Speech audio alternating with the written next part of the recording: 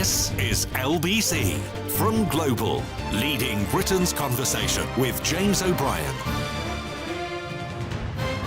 4 minutes after 10 is the time. I am not by any stretch of the imagination making light of this story, but there is a line in the coverage of the escape from Wandsworth prison of Daniel Khalif that it becomes close to beggaring belief. It doesn't exactly sound like Moriarty, this bloke. In January this year, he was arrested again after a fake bomb was allegedly discovered on his desk.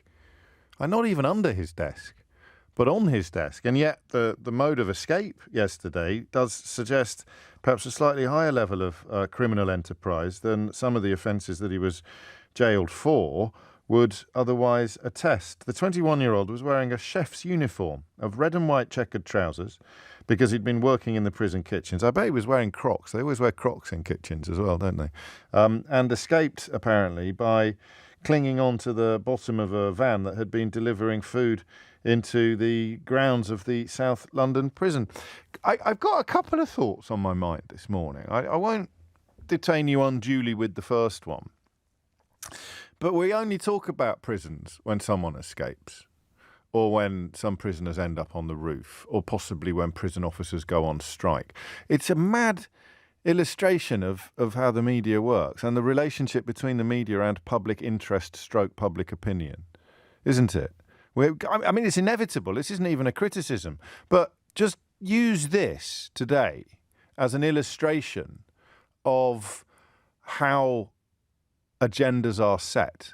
This is such a... I know this is sounding a bit odd, but bear with me. This is such a perfect illustration of the relationship between media, politics and public.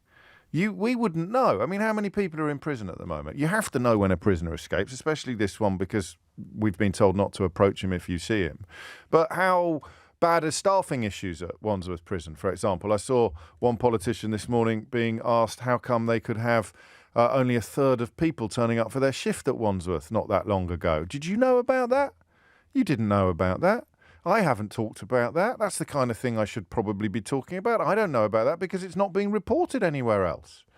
So unless it's being reported somewhere else, you're not aware of the problem. And you're only aware of the problem because a much, much bigger problem, i.e. an escaped prisoner, is being reported. Imagine if, I think of small boats. Think of the interest that the public is being ordered to have in the small boats issue, despite the numbers in the great scheme of things being relatively negligible. But the Conservative Party are talking about it all the time. So it takes up the bandwidth in your head. In the run-up to the European Union referendum, all of the front pages about immigration were making people get very scared and angry and racist. And yet, as soon as the victory was achieved and all of the front pages diminished, despite the fact, of course, that the numbers didn't. The numbers rose, effectively, or are now higher than they were then, but you're not getting the front pages about it, so your Auntie Doris and Uncle Keith aren't using their Facebook page to spread all sorts of racist propaganda. It's very weird. I know probably some of them are, obviously, because of the small boat stuff, and Farage is still out there rubbing his thighs down in Dover with his Fisher-Price binoculars, but you get my point. It's mad, right? That we're so sheep-like, really. We are all seagulls, ultimately, even those of us who like to think occasionally that we might be trawlers. We are all seagulls following the trawlers of news in the hope of feasting on some of the fish that fall off the back of the boat. It is a... what's the word I'm looking for? It is a...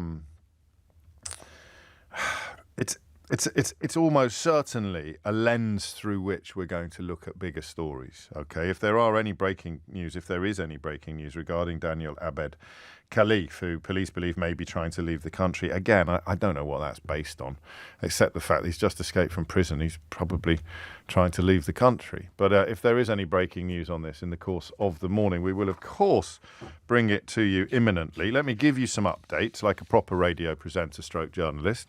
Doesn't happen very often, but currently the M20 between junctions 8 and junction 9 is closed due to enhanced port security checks. The M20 coastbound carriageway between junctions 8 and 9 is being temporarily closed due to delays caused by these checks.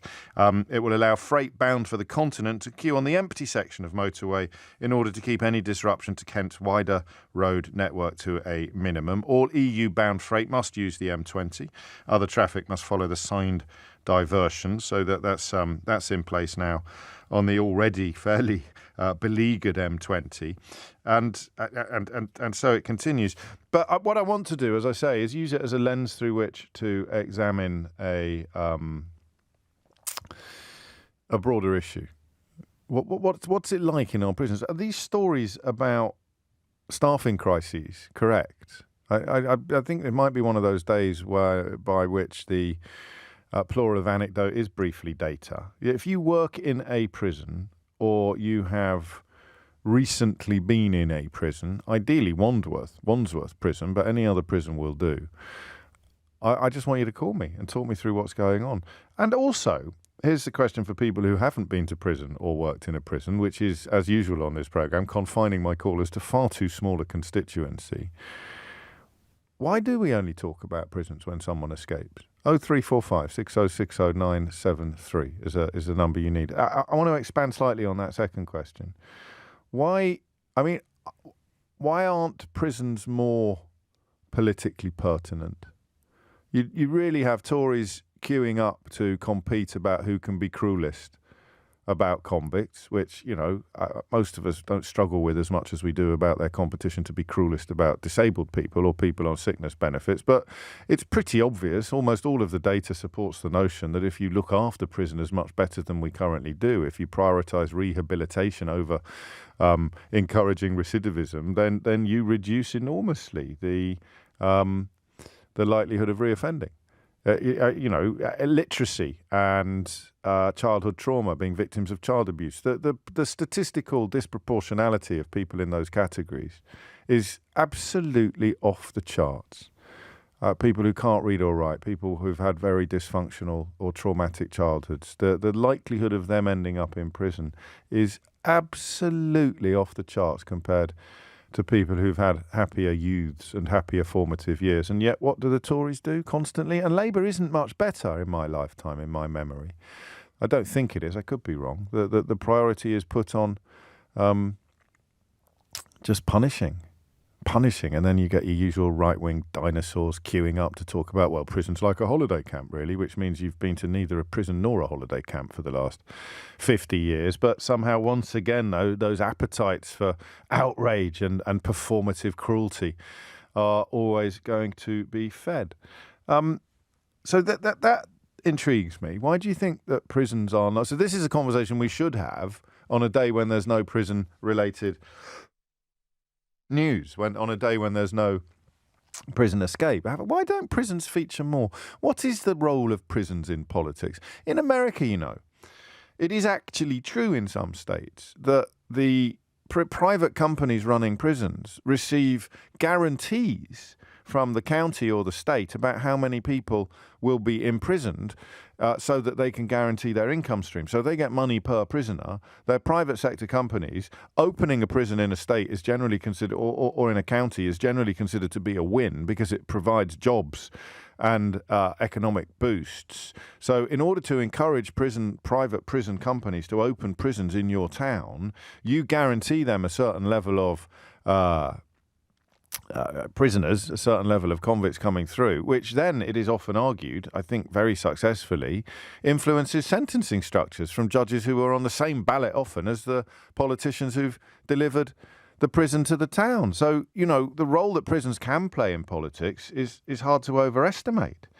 But did you know, for example, that a German court recently refused to extradite a prisoner to the UK because the state of UK prisons would, I think that, and I must check this story, but I think the contention was that the state of the British prison into which a German prisoner would have been extradited, or rather a British prisoner currently in a German jail, there's a philosophical conundrum for you.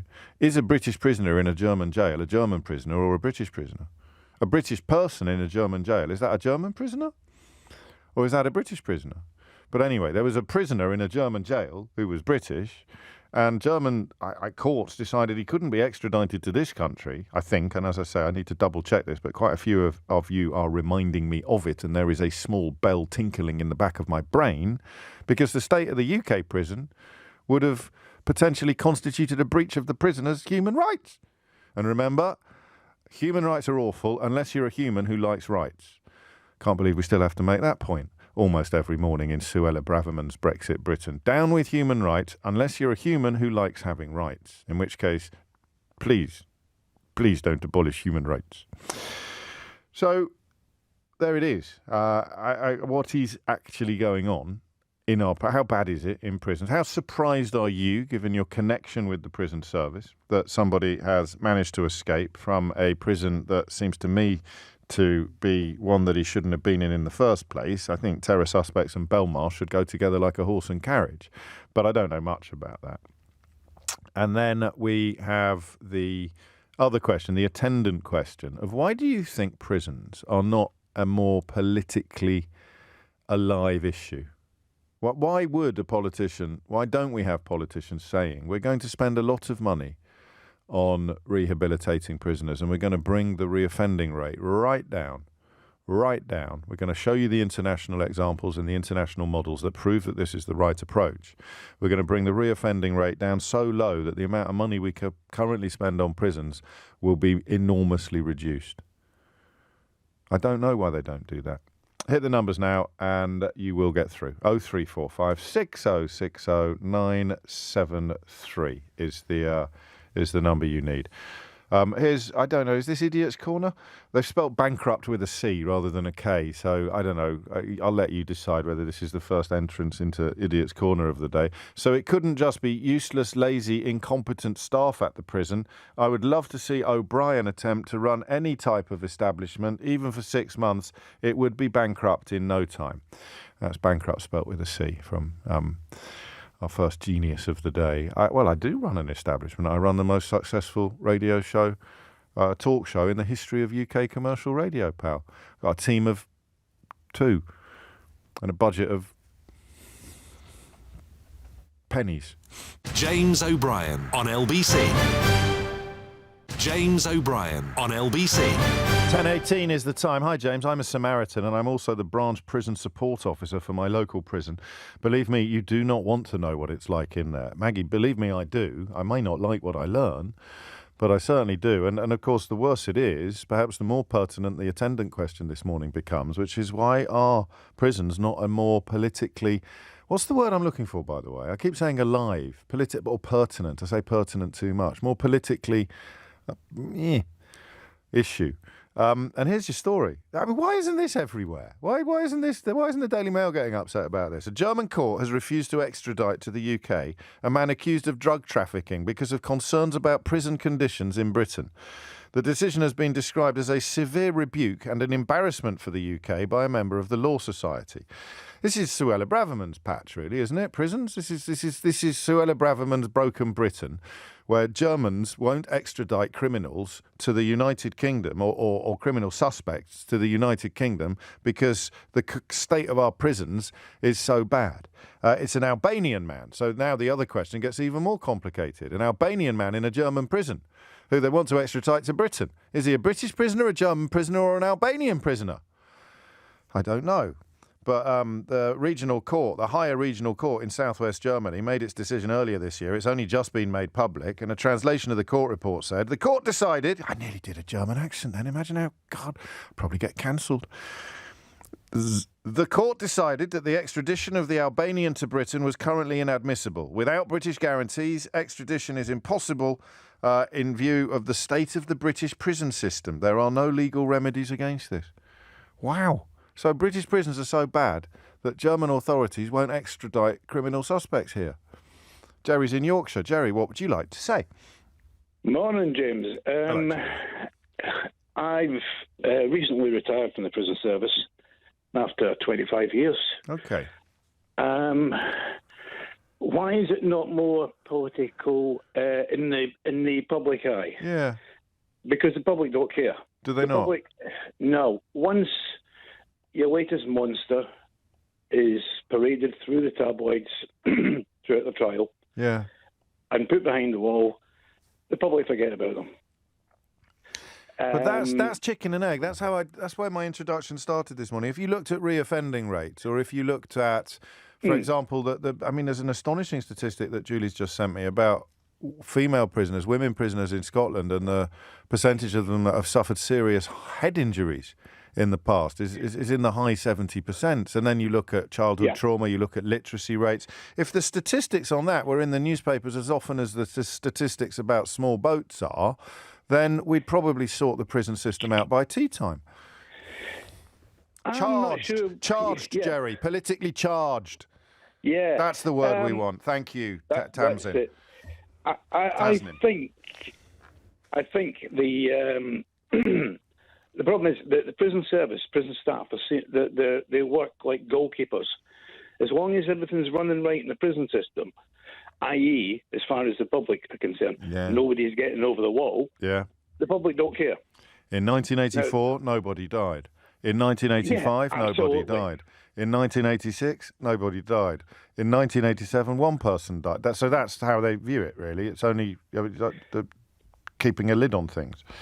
Absolutely. Do we know how bad it is, Jerry? You've recently retired. Compared to how it was when you started 25 years ago, give me a quick thumbnail sketch comparison. Well, I'll give you a quote from a governor. I was a POA representative for 20 of those years. Prison Officers Association. Yes. So I had regular discussions with management and occasional disagreements, as you can imagine. Of course. And one governor told me once, behave yourself. I was your senior officer on the wing, on the same wing as I was working. I've walked those landings. I know how it is. And it was true, he had walked those landings. But when he did so, the staffing for that wing was 16 staff, 2 senior officers every day, a wing manager on an evening. On a weekly basis, 9 to 5. Now, when I was having that conversation, the staffing was being cut to 12 staff, including a senior officer replacement, a supervising officer. They changed the name.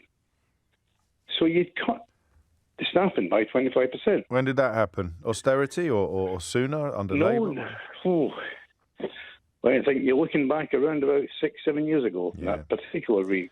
The Grayling years. The good old Grayling years, perhaps, was it? Failing Grayling. Failing Grayling. Oh, we've had some crackers. We used to have Liz Truss, you know. My thoughts and prayers. Thoughts and prayers are with you. I don't know if you... Well, thank you, Jerry. Can I ask you a slightly cheeky question? You can. Did prisoners call you Mr. Mackay? I got that occasionally, yep. Or were they now too young? The younger generation. A couple of my texters having a similarly childish sense of humour to my own. Thank you, Jerry. I hope you're enjoying your retirement. Proud to keep you company during it. Nick's in St John's Wood. Nick, what would you like to say? Yeah, morning, James. So when I was in Wandsworth in 2012 and eventually coming out of prison in 2018, yes. The experience in Wandsworth was one of, human warehousing, dysfunctional operation. The officers did as well as they could do under the circumstances. Probably poorly paid. Sure. The elder officers were, I think, ex-army, ex-police, ex-fire brigade, whatever you want to call them. And what they are. So I'll take your word for it that they are the things that you've just said. Let's not go down that street. But at the end of the day, they were people trying to do a job, under Victorian conditions, in my view, and it was a very unpleasant place to be and live. And people move on quite quickly from there, unless you're on remand, like the chap who's gone missing was. I take the view, and you mentioned Chris Grading, and Chris Grading wouldn't give me books when I was in prison. That was an astonishing policy. Can you remember what the rationale behind it was? The rationale was that why should prisoners have the privilege to read and better themselves whilst in prison? Are you sure? Because, even by the standards of this shower, that sounds unlikely. So this is the reason why I've rang in, and this is to talk about the white papers that the government have written over the last 15, 20 years. They've actually written 3 very, very good, well-articulated, clever papers about prison reform and what they can do about the prison system. And if you remember what Winston Churchill once said, he said you should define society by the way we treat our prisoners. You're absolutely right. The Bible says something similar, actually. That's it. So there we are. So having unfortunately experienced 6 years in prison, and I deserve to go to prison for the offence that I committed, and I did my time. I came out, and I believe, rehabilitation has been a good part of me, sort of like healing from the silly mistakes that I made. But the bottom line is, 75% of people reoffend, 38% in the first year. So had Chris Grayling not done what he did, you may have actually reduced that number by giving people the opportunity to get out of prison when they want to get out and go to work. It's a mad, one of the maddest things I can remember covering on the programme, actually. Yeah. The idea of banning books for prisoners. Yep, and there's no rationale behind it whatsoever. Except the idea that books are a luxury. God, dear. It's when they got tired of comparing it to a prison camp, they could start comparing it to a library. It's like a library in there. It's not a prison at all. It is. Why do you think it's not a more politically charged? Well, it is politically charged in the sense that Chris Grayling thought that there was brownie points in banning books, but why is it not been? Well, I had this conversation with three different prison governors, three different prisoners. Yeah. Out of the 9 prisons that I went to, and they all came up with the same answer. And I've mentioned this on before on LBC. Go on. And the answer they came up with was, we do not want to be embarrassed, and we have to appease the Daily Mail. Now, you make out of that what you want. I don't read the Daily Mail, but that was their answer, all three of them. So has the MOJ actually put that point that this is the way the governors need to be, and don't embarrass themselves? Well, I can tell you one thing: they're embarrassed now. What happened? Well, yes, they are embarrassed now. Although, I mean, it's not necessarily a consequence of not prioritising rehabilitation. It's probably a consequence of staffing levels or similar to that, or just possibly 1 or 2 officers having a really bad day. But people don't understand the relevance of the media to these sort of conversations. It's always helpful to me to hear proof of it from people in the midst of a story. You look, the BBC does things to avoid getting a kicking from the Daily Mail. Everybody does things to avoid getting a kicking from the Daily Mail. It's quite bizarre how much influence and power that organ has. And just remember yesterday when we were talking about people who were off work with diagnosed illnesses, and they used the language languish, do you remember? Languishing on benefit, ordered to go back to work, and what was the other one? Docked, I think. The benefits will be docked if they can't refuse. It's very deliberate. So, you know, that's written approvingly of a policy. You bring in a policy that is designed to reduce reoffending by treating prisoners with a modicum of humanity and trying to help them deal with some of the traumas that have left them in the situations where criminality becomes more likely, never excusable, but explicable. Line between excusable and explicable becomes crucial once again. Then those media and it's not just the Daily Mail, of course. It's the dinosaur-like Daily Mails in human form that used to populate this genre of media, and there's a few still around, but they just punt it out there all the time. It's not like a prison, it's like a holiday camp. Surprised they don't die of boredom listening to their own voices. It's incredible, but that is the problem. You put out a scheme designed to reduce recidivism, designed to reduce reoffending, and the voices that have dominated British politics for the last 50 years will start complaining about it. And we only ever talk about prisons when someone escapes. So we're all to blame, me included. It is coming up to 10:30. You are listening to James O'Brien on LBC, and Thomas Watts has your headlines. James O'Brien on LBC. James O'Brien on LBC. It is 10:33. You are listening to James O'Brien on LBC. This is strong from a Twitter account called No Hostages. The Tories and their journalists believe in strength. They believe that punishing offenders is a good in and of itself. If it rehabilitates, then that's a bonus. But the main purpose of prisons is to show the public that they can hurt bad people. And because they believe the world is just, they believe that prisoners deserve it. I love that line. It's the people who were born 3-0 up who think they scored a hat-trick syndrome, isn't it? If they experienced traumas that led them down the path of criminality, it does not matter. Justice demands that the righteous inflict suffering on these immoral criminals. And when you factor into that the British class system allows some of the most thin-skinned and pathetic human beings in the land to persuade themselves, let alone others, that they are tough. I remember Brexit hardman Steve Baker? They're tough guys and thick-skinned and capable of and everyone else is woke, and then literally you creep up behind them and go boo, and they jump into their nanny's arms. It's incredible the way that narrative has gone. But I think that analysis fits in many ways prisons. Back to the bigger questions of the morning. Lucy is in Wandsworth. Lucy, what would you like to say? Morning, James. Hello. I'm not sure how much I can add to your show, but Working at Wandsworth, it's really just to reiterate the chronic understaffing. But it's not reiterating, because I'm picking it up a bit anecdotally. You work at the prison, do you? I do. So I do. How bad is it? Really bad, very, very bad. The problem also is staff retention, and you've got new staff teaching newer staff, which just creates an environment that is actually incredibly dangerous for both prisoner and prison or anyone who works there. When did you start there, if you don't mind me asking? I don't want you to give away too much, so don't answer. Years ago. That helps. Years ago. And can you spot milestones in the decline? Can you date milestones in the decline? Yeah, I mean, it's just a gradual. Since I started, it's been a gradual decline. Right. A lot of the people that when I started, there were a lot of kind of the old school officers were there, and almost none of them are there now.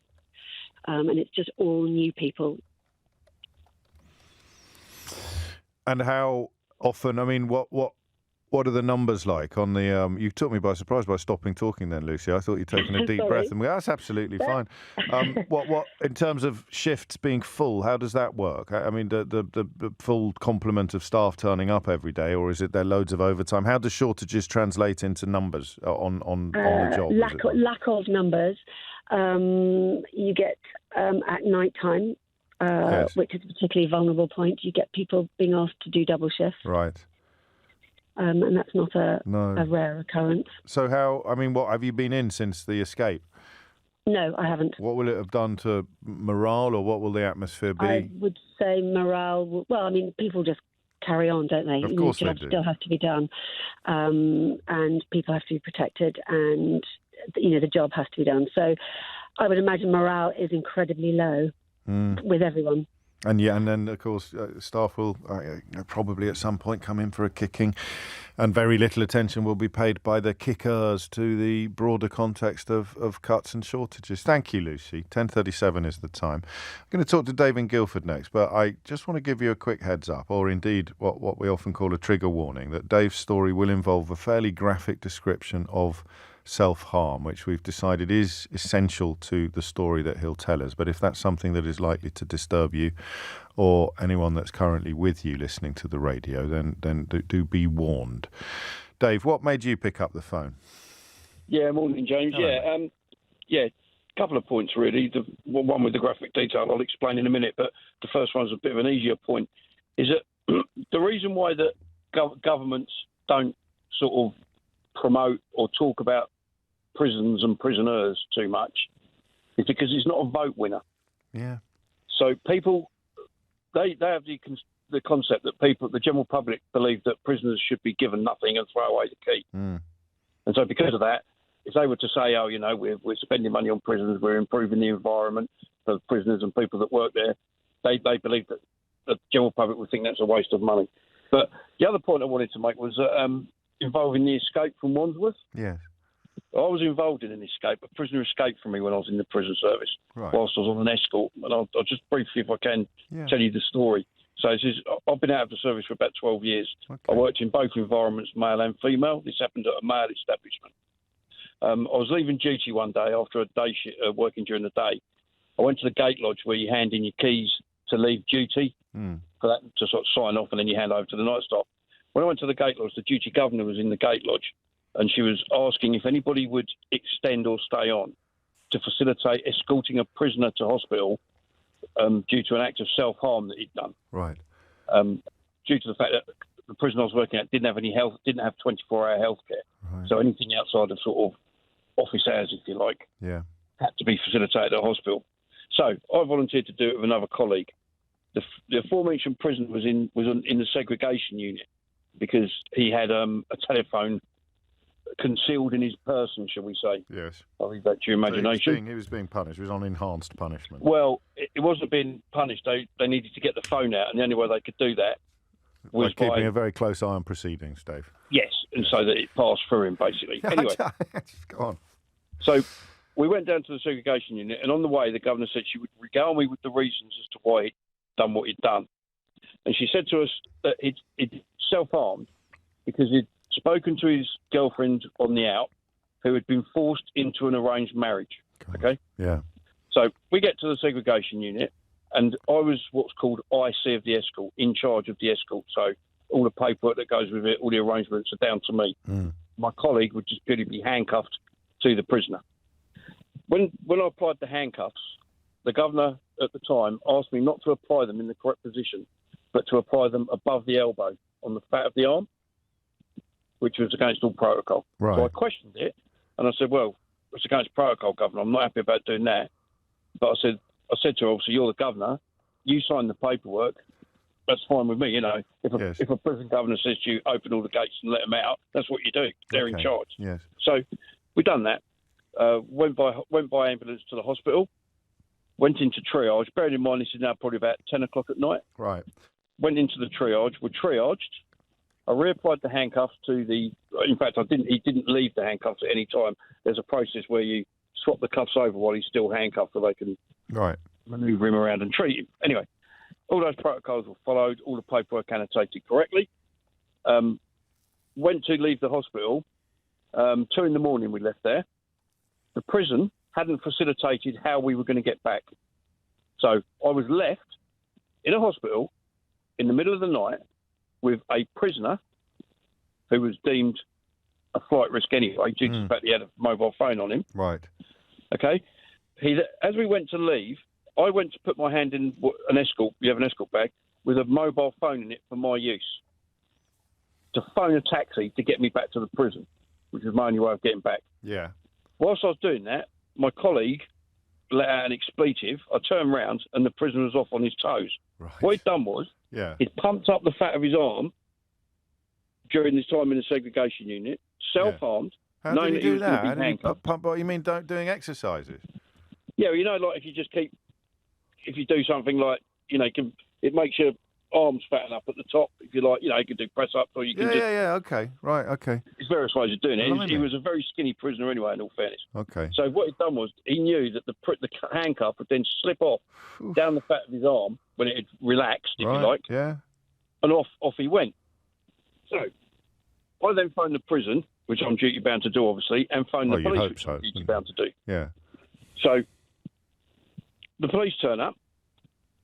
Luckily, there was a security office at the hospital who had CCTV of what happened. Right.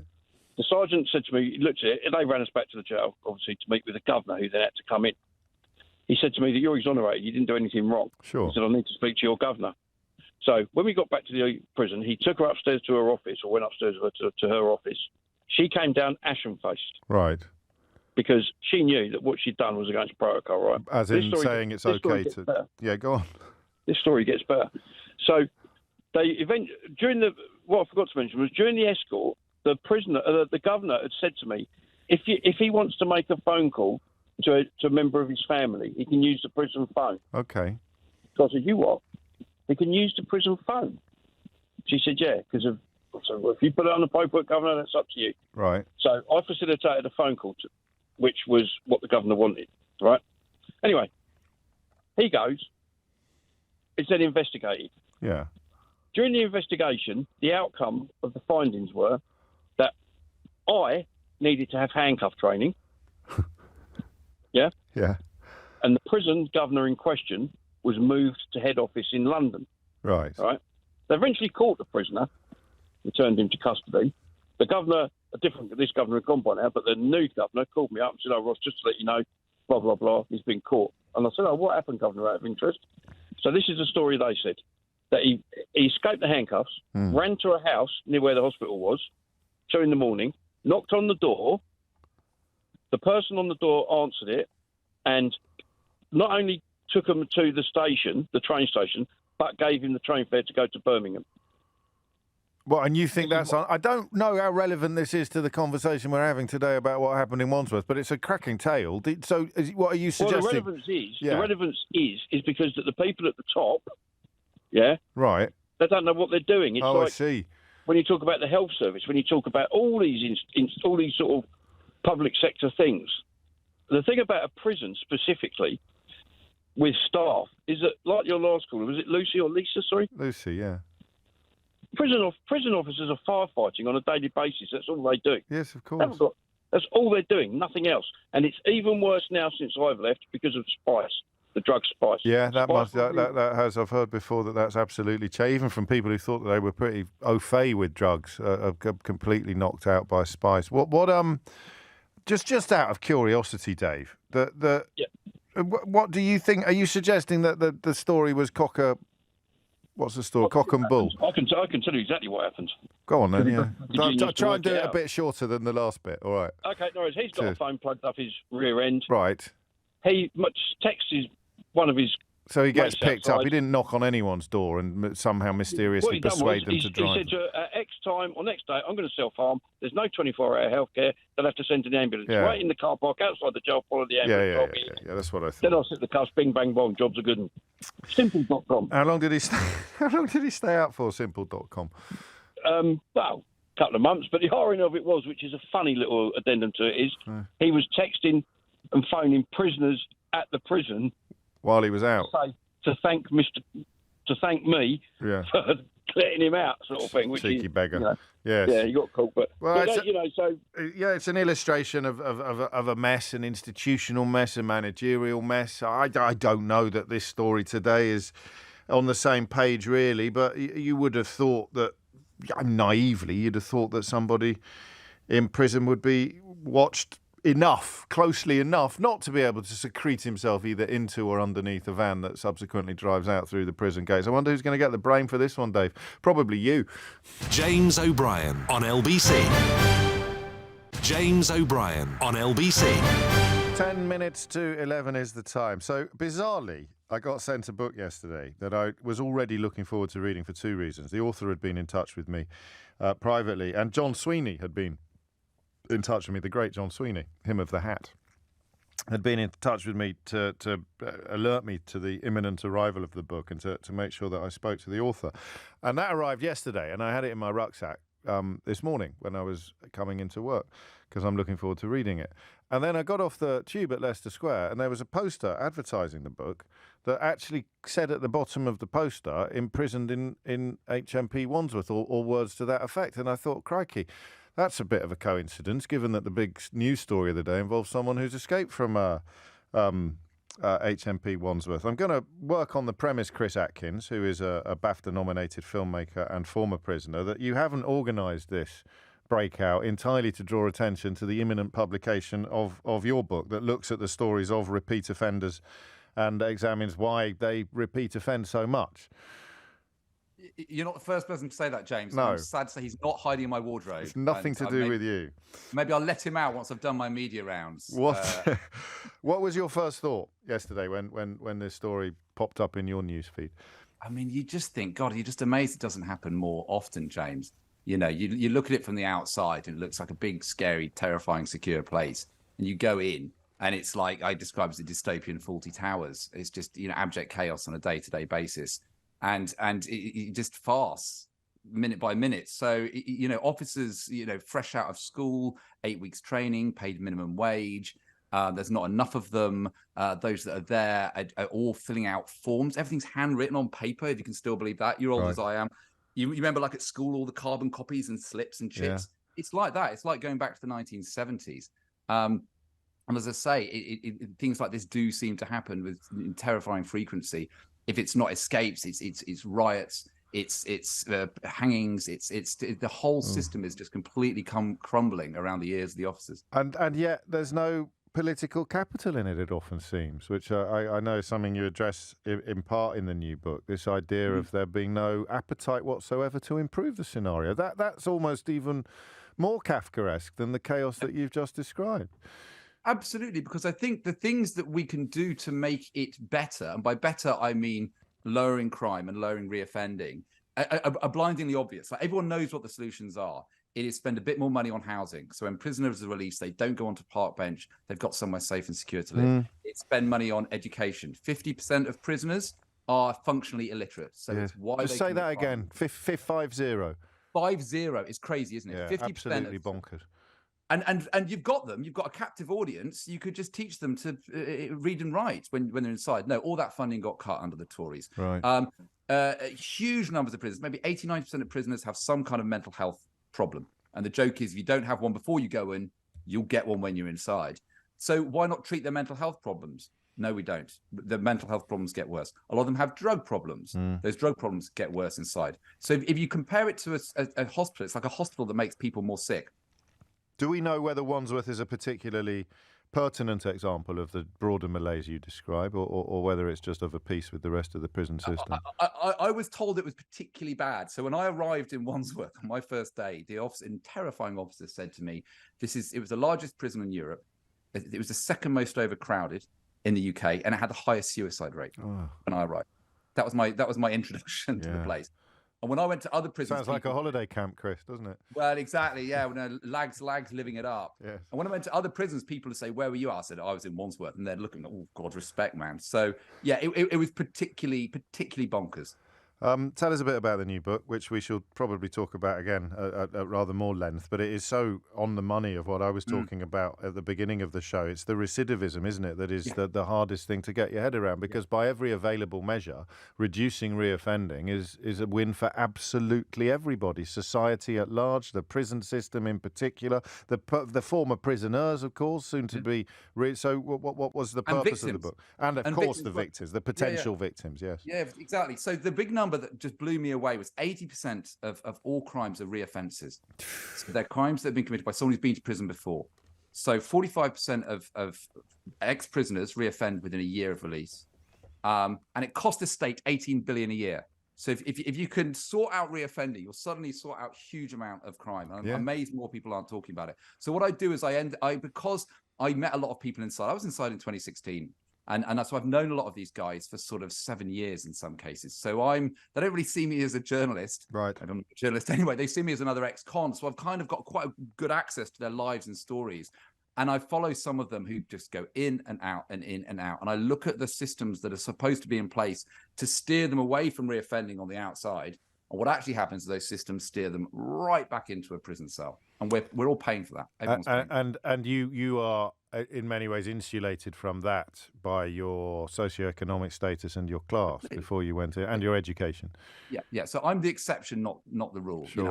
I'm a middle class guy. Had a great selection of family and friends to come out to look after me. I work in media. Maybe the standards are lower. I don't know. But but for a lot of these guys, they come out. They've got housing's a big one, James. And you put anyone on the streets. Doesn't matter who they are, where they're from. You make anyone sleep on a park bench. They're going to end up getting sucked into crime because there's no roof over their head.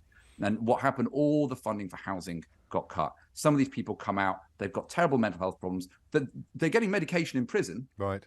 They come out, suddenly no medication.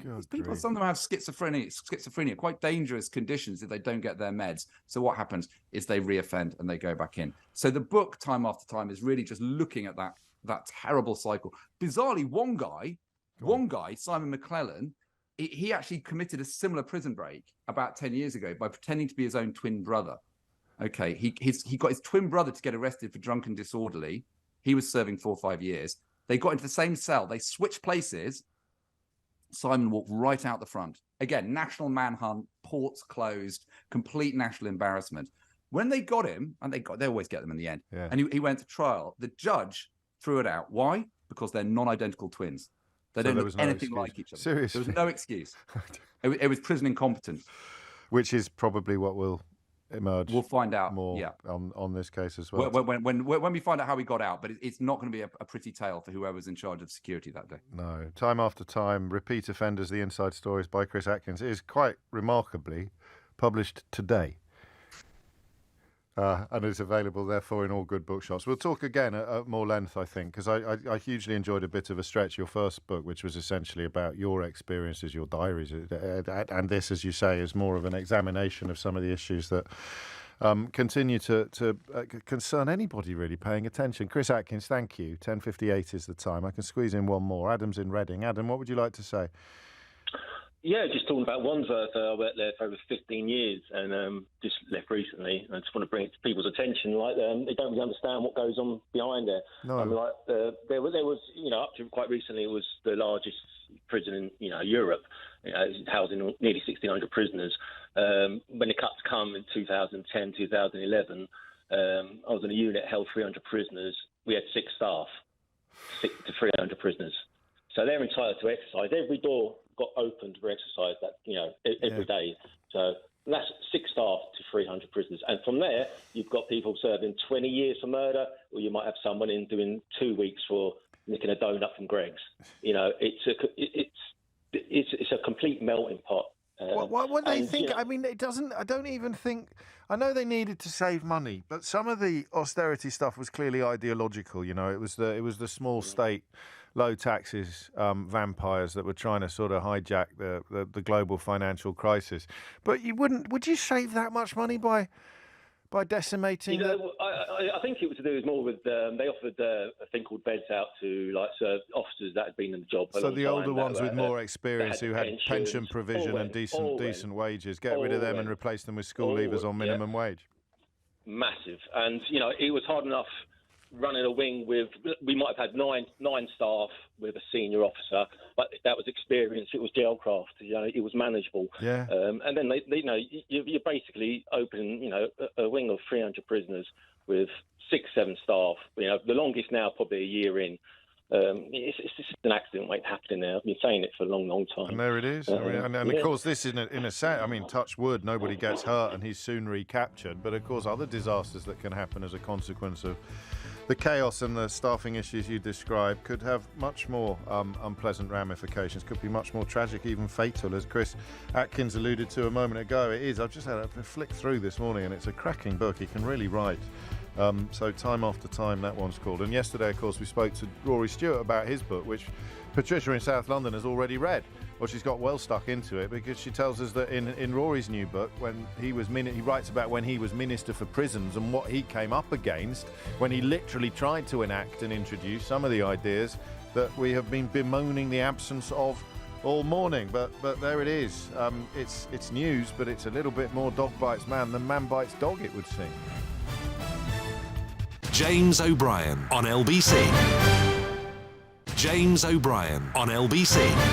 It's 4 minutes after 11. You're listening to James O'Brien on LBC, where we turn our attention next to two stories, which are, well, I'm not going to suggest for a moment that they're linked, but I suddenly realised as we were discussing a moment ago what we would do next. Mystery Hour coming up at 12, of course, don't forget.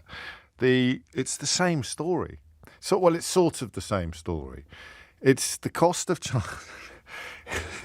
It's not the same story. It's not the same story. But it is sort of the same story. It's not the same story. So it's the cost of childcare, right? That's quite well documented. But there was a thread on Twitter yesterday started by, I think, a Guardian journalist who talked about it going up to £949 a month for 3 days a week for one child. That is absolutely insane. And I don't know how the socioeconomics work on this. I presume that for people for whom that sum of money is inconceivable, that is when a parent will always stay at home. Or in the case of a single parent family, you'll be entirely reliant on benefits payments until your baby's old enough to go to school, at which point you'll hopefully get a job. But the sum there, look, as a middle class bloke, a very middle class, like a poster boy for the middle class, privileged bloke, I can't believe my eyes. I don't even remember what we did, I'm afraid. It's so mad, isn't it, that we've been doing this together for so long that sometimes in your mind, I know you still think that I've got young children at home, because one of the great advantages of having young children at the time and actually becoming a father while I was doing this job was that you could hear me becoming conscious of things that you already knew about, or you could hear me showing you the way about what you would have to encounter when it came to education or schools or other parenting issues. But mine are way out of this. The youngest started primary school 10 years ago. We're way, way, way, way, way out of this now.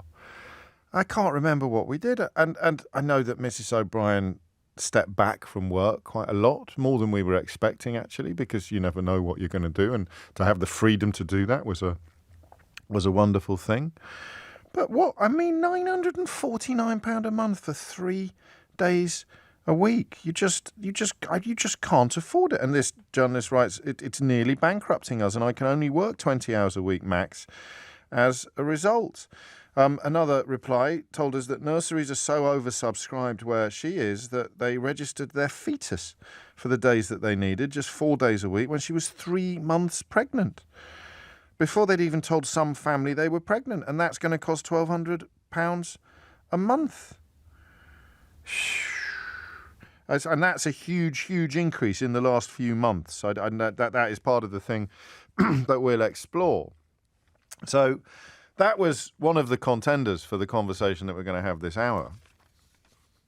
But the other one was news that the competition regulator has begun a review of veterinary services amid concerns that their costs are rising faster than inflation. So the Competition and Markets Authority is going to look into how services for pets are bought and sold. Now, I've already made the mistake of suggesting that childcare costs and pet care costs are essentially the same story.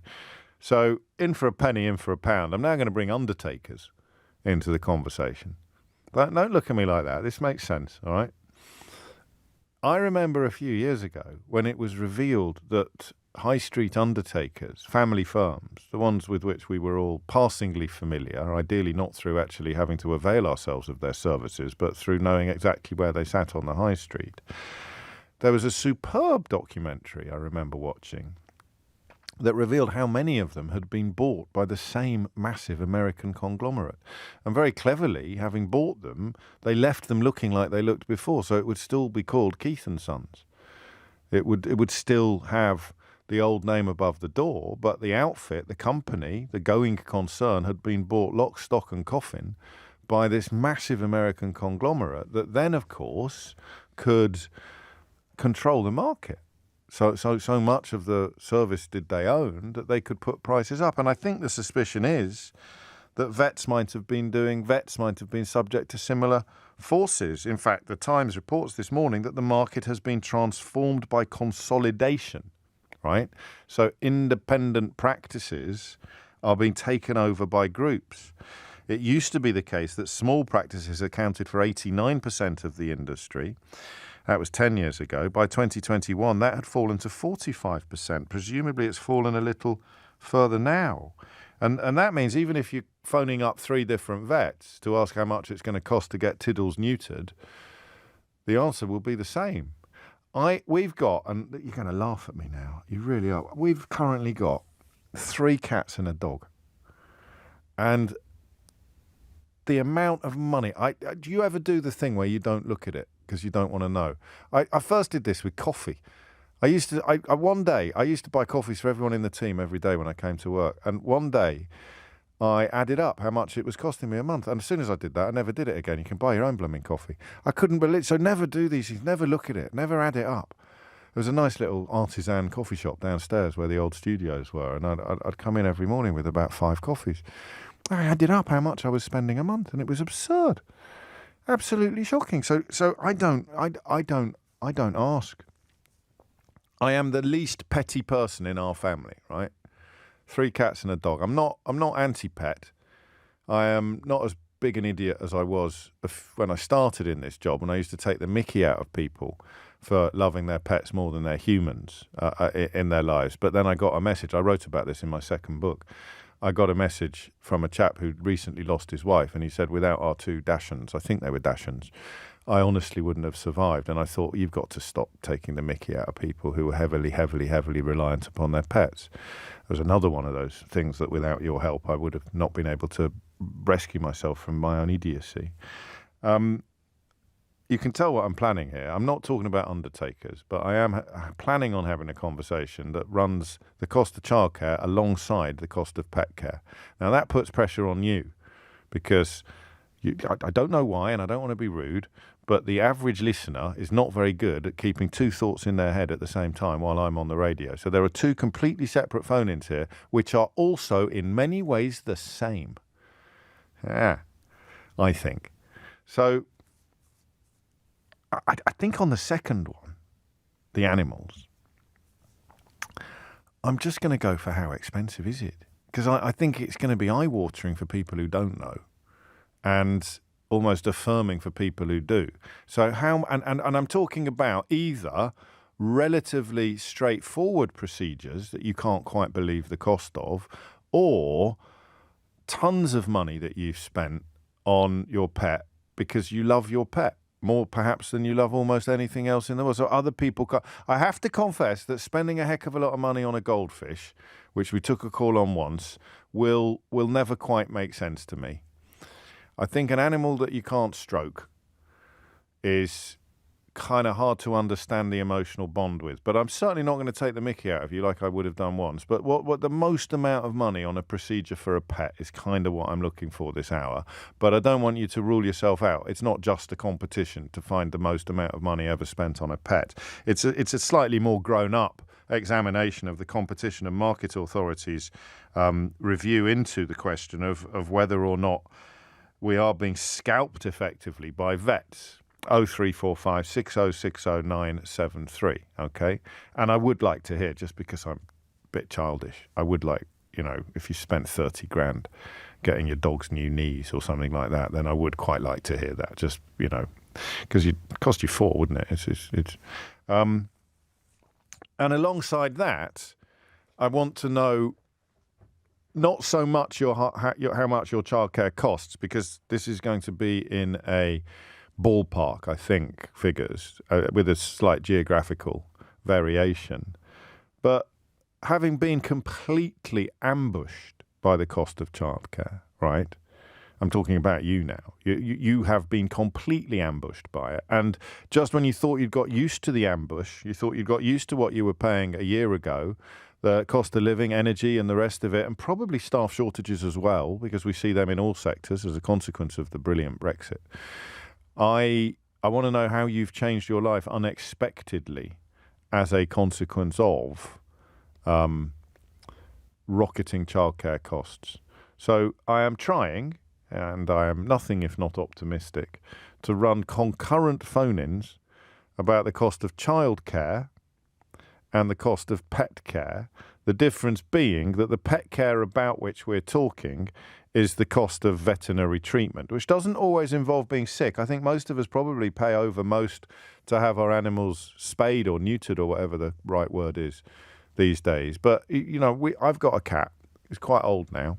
I do actually love him. I'm not going to lie to you. I'll be gutted when he shuffles off this mortal coil. When we lost his brother, I was in pieces. But he's off his food at the moment. And we've got builders in at the moment, so there's a lot of money going out every week. Mrs. O'Brien said this morning, we better take him to the vet. He's off his food. And I thought, oh, crikey, can't we just give him some prawns and see if he'll eat? Because I know it's going to, and I said, well, I don't want to know how much it costs. Because you look at the number and you can't say no. If you've got the money or you can get your hands on it, it's your little kitty catty. I'm not telling you his name. But that you can't, I can't. So go on then. I think I've set that up fairly well, haven't I? There's two sort of plates spinning at the same time. One's full of children, the other's full of pets. 0345 6060973. And please, feel free to chip in on both. I mean, God forbid that you've had to get rid of the pet to pay for the childcare, or possibly get rid of the child to pay for the veterinary bills. That would be, I'm joking, don't cancel me. That would be obviously a particularly well-qualified contribution to the conversation. It's 11:15. The number you need is 0345 6060.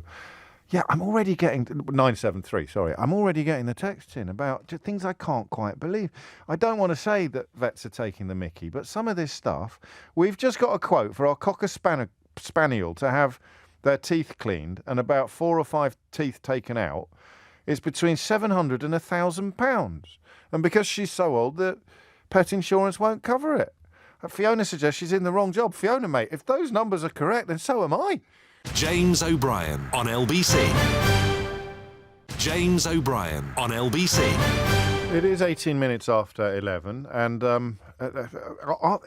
do you think vets might be taking the mickey now? The amount of money that we are forking out to look after our pets, and I do have some qualifications on this, 4 of them. And how has being ambushed by childcare costs compelled you to make major changes in your life? Nikki's in Bedford. Pets or children? Hiya, James. Hello. Long-time listener, first-time caller. Welcome aboard, Nikki. Pets or children? What are we doing? So I have a dog. I rescued him last year, took him in, gave him a loving home. I don't have any children, Right. and he developed hip dysplasia in both of his hips.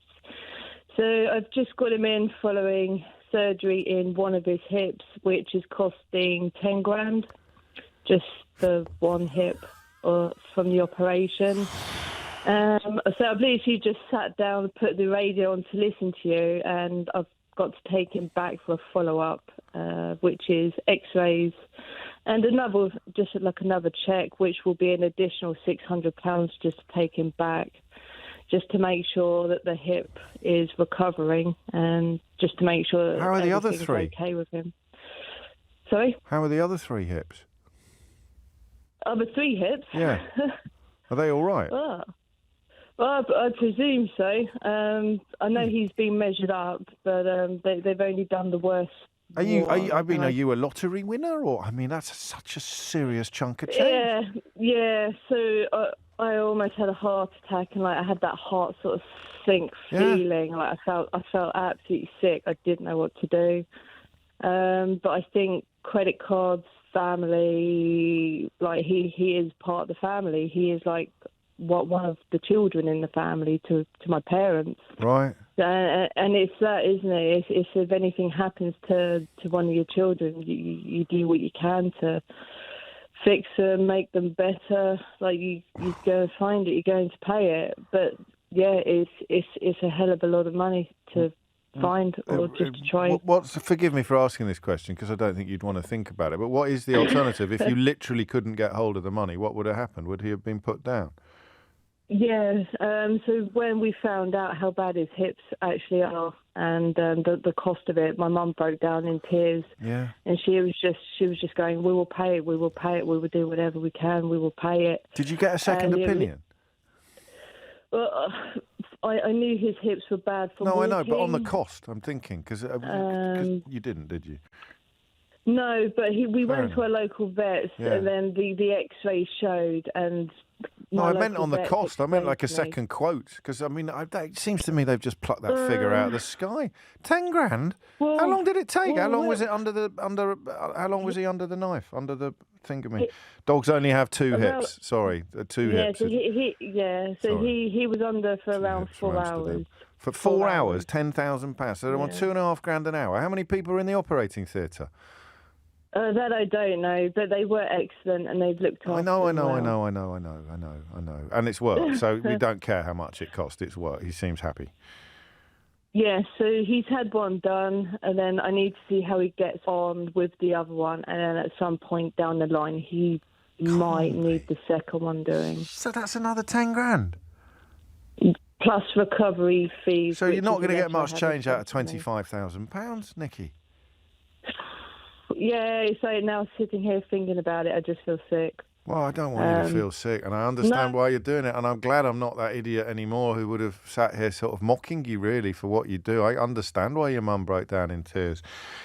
But £20,000, I just can't believe. And you'll tell me 10 years training or whatever it is, and a highly expert job, and it's entirely free market, this, isn't it? There's no NHS. It's you pay it if you want to. But if heavens above, you can stop texting me now that dogs only have 2 hips. I think that was a perfectly reasonable mistake to make, but now that I think about it, it was a bit thick of me, all right? But I know, two hips good, four hips bad. That deserved more. Joanne's in Monmouth. Joanne, what made you pick? I'm not going to get any phone calls about childcare this hour, you know. I've muffed it because the pet stories are so much more shocking in a way. What would you like to tell us, Joanne? Well, so November last year, my husband always takes the dogs to work with him. He sets clear pigeon shoots, and our dog, we have Sussex Spaniels with quite rare. Yes. Our little girl ran underneath his vehicle he was driving. Oh no! And he shattered her back legs. Oh, don't say he did. I like to hold him totally. No, I can tell that you do, but I don't want to be part of this vendetta again. He must have felt absolutely awful. It was the vehicle that did that. I mean, honestly, I have never seen him cry, but he broke his heart. Oh, bless him! Broke his heart. And here you are, outing him on national radio in front of 1.4 million people. Shame on you. Go on. What happened next? So then we drove to our vet's with her. Obviously, we didn't know what was broken at the time, but she was conscious, and so we drove her straight to our vet. He phoned me, and I immediately I said, "What's happened to the dogs?" Because it was like I knew. Yeah. So I got to the shoot. We drove together, got her to the vet. They X-rayed it, and our vet could only see one broken leg at the time, but she said it's shaft. Oh. So they couldn't do anything. So they referred her to a vet referral, so like super vet type place. Yeah, of course. So we had to go to Birmingham to Willows with her, which we went the next day, where they X-rayed her and obviously found the other shattered leg. Anyway, I have an insurance policy. Right. And so my insurance policy, and I laughed when I took my insurance out, saying, well, no one's going to spend more than £7,500 on a dog. That was the excess, was it? Are we there? Have we lost Joanne? Oh. Hello, sorry, I don't know you what come back. There. You said to yourself, no one's going to spend more than 7.5. I think it was my ear took over control of the phone. Yeah. So it was. So I have an insurance policy that will cover £7,500 worth of treatment, and I thought that was a lot. I thought, it's very rare you would spend £7,500 on a dog. Haven't had dogs all my life. Of course. It was £12,000. That's with all the aftercare, with the initial vet, when we took her in and got her X-rayed initially, to go back for the X-rays. It was just unbelievable. And you didn't hesitate. Are you going to sell the car? Yeah, that's what I mean. You just didn't hesitate. You think, right, well, we've got to do it. We've got to find the money. Yeah, that's all we were thinking. We were just thinking, right, well, where are we going to get it from? And you just do it. You don't care. You just think, oh, no, we'll definitely do it. But it doesn't end there. No. Because, she's repaired and she's beautiful and all fixed. And because she's rare breed, she's just had a litter of puppies. Okay. She went into labour on a Saturday morning. Obviously, the vet's closed at Saturday lunchtime. Her waters had broke and she hadn't given birth. So I rushed her to the vets because there was nothing happening. And they had to, obviously, the surgery was closed, so I had to pay it out of hours. So I had paid another £3,000 for an emergency cesarean section. Holy moly. Which is joyous. Yes, we never spent a fortune. But she pays her way a bit. How much do you get for a litter, if you don't mind me asking? Oh, the puppies are only between sort of £1,300 and £1,500 each. They're not expensive dogs. You don't overcharge for a Sussex family. There's some people listening who think that's a lot for a dog, but they don't know about what's happened in that world in the last few years with these special breeds and these crossbreeds. I'm glad, I don't know how to say this. I don't have any sense. I almost don't recognise the person that would have taken this call 10 or 15 years ago and been spluttering incredulously, but there will be people listening who are spluttering incredulously at the sort of sums that we are hearing. It is absolutely insane. It's also the case, because such is the nature of humanity, that my phone lines are completely dominated by people talking about pets, and my very visionary plan to run this phone in alongside a phone in about childcare costs is currently completely scuppered. Because the vet stories are more shocking, I suppose. But you're still more than welcome to ring in when a phone line presents itself, and Joanne's has just, to tell us about just how you accommodate the astonishing cost of childcare. It's not so much about the numbers. The vet phoning is about the numbers. It's more about, well, I can't believe that I've had to do this. I can't believe I've had to give up my job. I can't believe that we've had to downsize our house or sell our car. The impact of childcare costs on your family life is what I'm interested in. And the number is, of course, the same, 0345 6060 973. We're expecting a statement in the House of Commons on the case of the escaped prisoner who concerned us, of course, in the first hour, Daniel Abed Khalif, who is a former British Army soldier and computer specialist who broke out of HMP Wandsworth just before 8 a.m. yesterday. It will be the Justice Secretary, Alex Chalk. I don't know what the precedent is on this. I would have thought the Home Secretary might be tempted out of whatever it is she does all day. I've no idea. Polishes her broomstick, I suppose. But you'd have thought she might have been tempted into the House of Commons by this, but it's normal for the Justice Secretary to be doing it. We'll bring that to you live when it starts. But in the meantime, Thomas Watts is here now with your headlines. James O'Brien on LBC. James O'Brien on LBC. It is 11:33. I think the Home Secretary might be making some statement in the House about something else a little later in the day. So no big shakes that it is the Justice Secretary, Alex Chalk, who will be updating the House of Commons on the absconded. That's a great word. I can't believe we haven't used that word yet today. The absconding prisoner from HMP Wandsworth. So bear that in mind, because we may cross very quickly to the House of Commons to hear what he has to say. So don't be offended if it means I switch you off, I cut you off in full flow.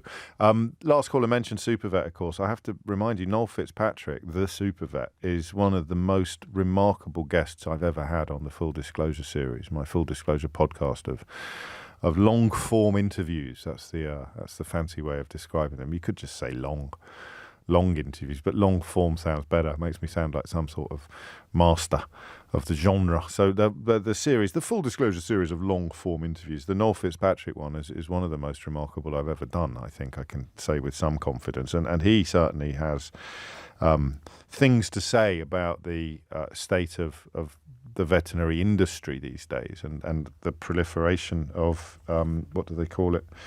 Consolidation. But I'm just wondering what it's done to you. I am also interested in what childcare costs have done to your family's financial situation. But as I should have seen, the pets are ahead of the pack on this one. Josh is in Chelmsford. Josh, what would you like to say? Hi, James. Just sort of touching on what a lot of people have been saying, the ridiculous costs. I mean, my costs haven't been as bad as some of your previous people, but we got a Sprocket Spaniel puppy in July last year at the very end of the month. Got him insured straight away, but there's a clause in pet insurance that you can't make a claim for the first 2 weeks. Right. And our pet was being sick quite a lot, and obviously that's not good. So we took him in. Yeah. And after a couple of grand visit to the vets, we found out he had quite a serious condition. And then after having sort of days where he was in the vets all day, overnight stays, pet hospitals, he passed away at 4 months old after costing us about 10 grand. Oh, mate. Had you? I need to ask you this. Was it a dodgy breeder? Well, at first we thought no, because very good family friends of mine have a dog from the previous litter. Right. Okay. And I've met the dog loads of times, spent time with the dog, and he's lovely and he's loads of fun. And it was sort of that dog that made us fall in love with that specific breed. Yeah. And and it wasn't until a couple of years later, our family friends said, look... I'm just going to cross. I did warn you, Josh. Thank you, mate. I'm just crossing to the House for this statement from the Justice Minister. The escape from HMP Wandsworth yesterday morning, Wednesday the 6th of September, of a prisoner by the name of Daniel Abed Khalif. Daniel Khalif was remanded in custody at HMP Wandsworth on the 28th of January this year, having been charged with offences alleged to have taken place in 2021 while he was serving in the armed forces.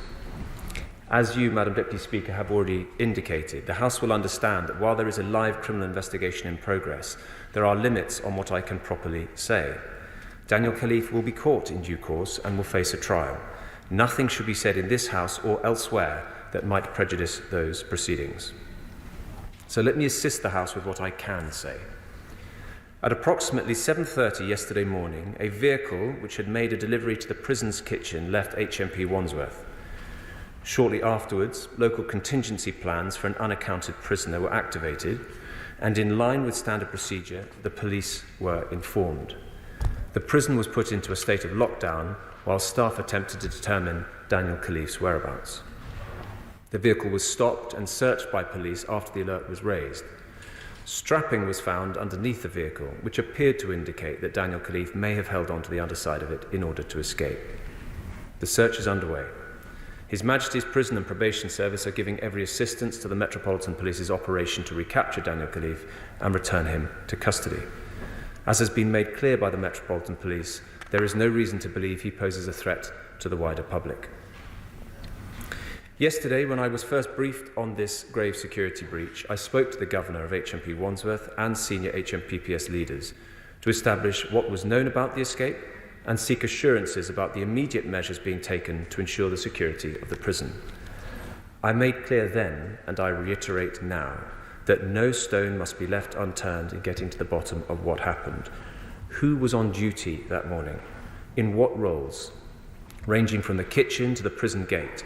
What protocols were in place? Were they followed? Second, I have ordered an investigation into the categorisation decision by HMPPS. Were all relevant matters taken into consideration in determining where in the custodial estate Daniel Khalif should be held? In both cases, I've asked for the preliminary findings to be with me by the end of this week, and an assessment will be made then about what can properly be put into the public domain.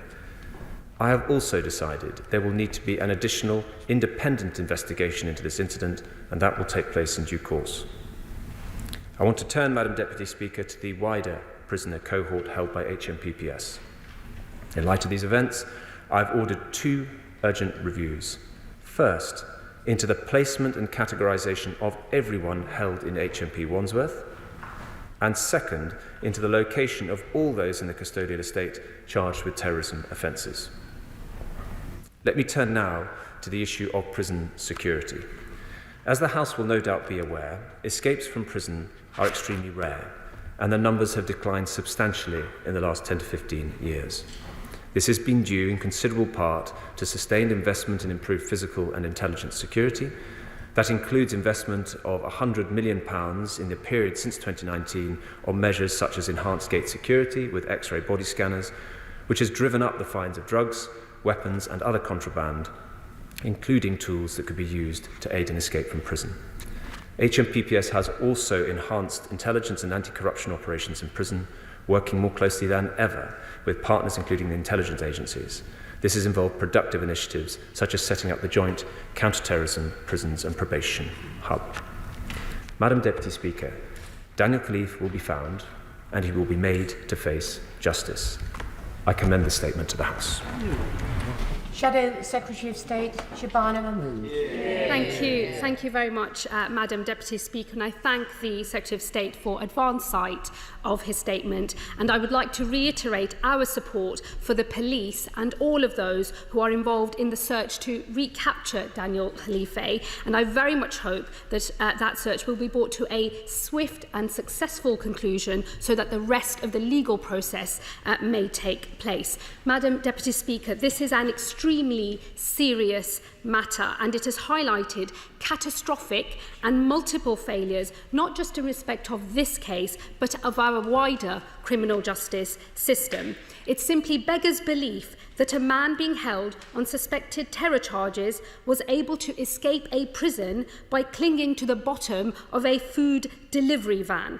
The simplest question for the Justice Secretary today is how on earth was this allowed to happen? How is such an escape even possible? And nothing that he has said to the House today so far gets us remotely close to a full answer to this central question. Now, I know he will say when he responds to me that it is early days, that he has ordered the relevant investigations and they must have some time to conclude. But with respect, Madam Deputy Speaker, it gives me no confidence that the Secretary of State has today arrived with a list of very basic questions that frankly he should already know some of the answers to and be able to share with the House today. I note with complete agreement both what he says and your direction, Madam Deputy Speaker, that nothing must be said either in the Chamber or indeed anywhere else that may prejudice any future trial or indeed the live operation that is currently underway.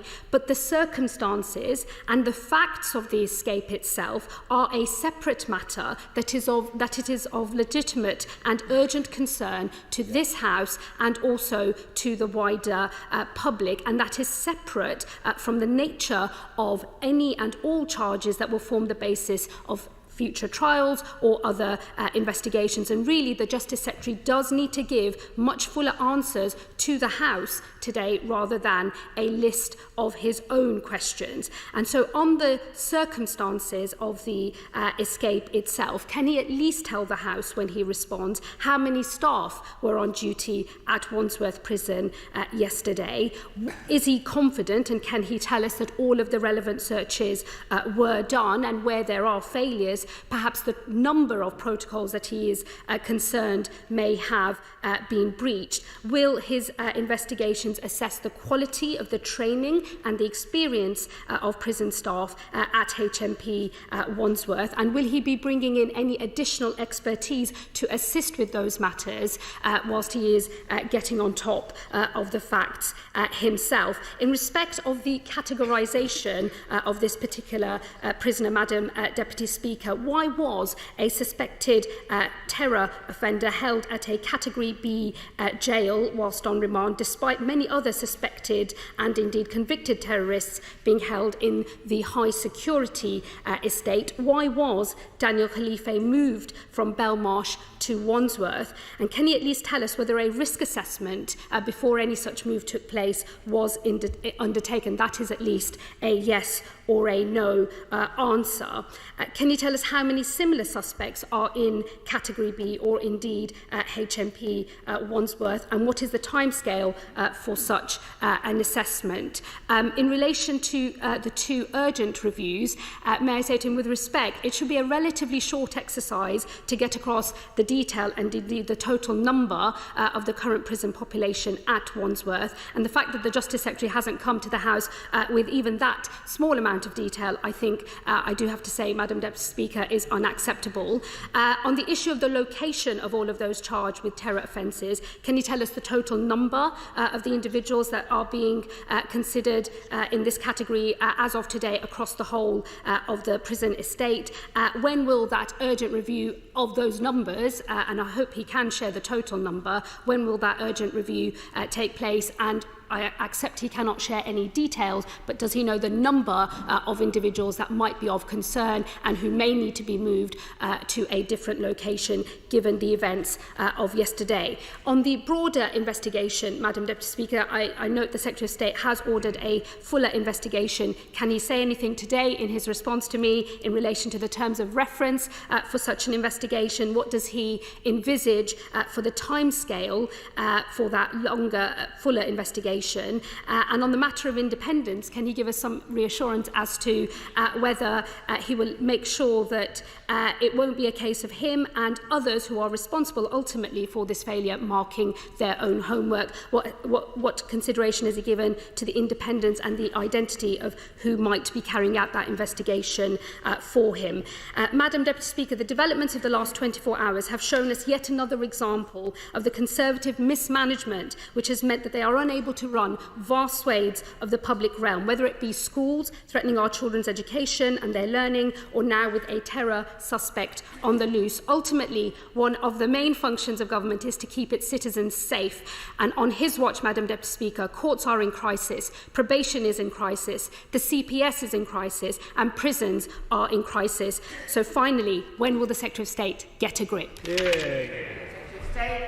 Well, thank you, Madam Deputy Speaker, and can I begin by welcoming the Right Honourable Lady to her place. So I will try and address the points that she raises. First of all, it is important to note, and I was pleased to hear her remarks about not wanting to prejudice a future trial. Escape is a criminal offence, so we do need to keep that in mind. She asks about whether there will be inquiries into staff on duty, the quality of training. Absolutely. I'll get you a roundup of what he says in response to that frankly astonishing catalogue of questions that were asked by Shabana Mahmood. I said to Eleanor, is that her first day in the job? Because she's cramming a heck of a lot into one intervention on a statement about an escaped prisoner. Turns out it is pretty much, I think, her first day in the job. It's quite an achievement. I almost feel sorry for Alex Chalk having to answer that astonishing shopping list of inquiries. But on we go. It's 11:47. James O'Brien on LBC. James O'Brien on LBC. Oh, 3 minutes after 12 is the time. It's like a warm bath, isn't it, some weeks, Mystery Hour? You just sort of sink into it with a sense of calm and serenity. Bit tautologist that, my apologies. If you're not familiar with this feature, then you're probably going to enjoy it. Not everybody does. I think some people pretend not to, because people are strange. But most of us see it as a welcome relief from the trials and tribulations of the daily diet of news that we consume together. The way it works is this. Someone rings in with a question, you perhaps, a kind of funny question, serious question. All it's got to be is a mystery, something that you don't know the answer to, but you must possess a degree of confidence that there must be an answer.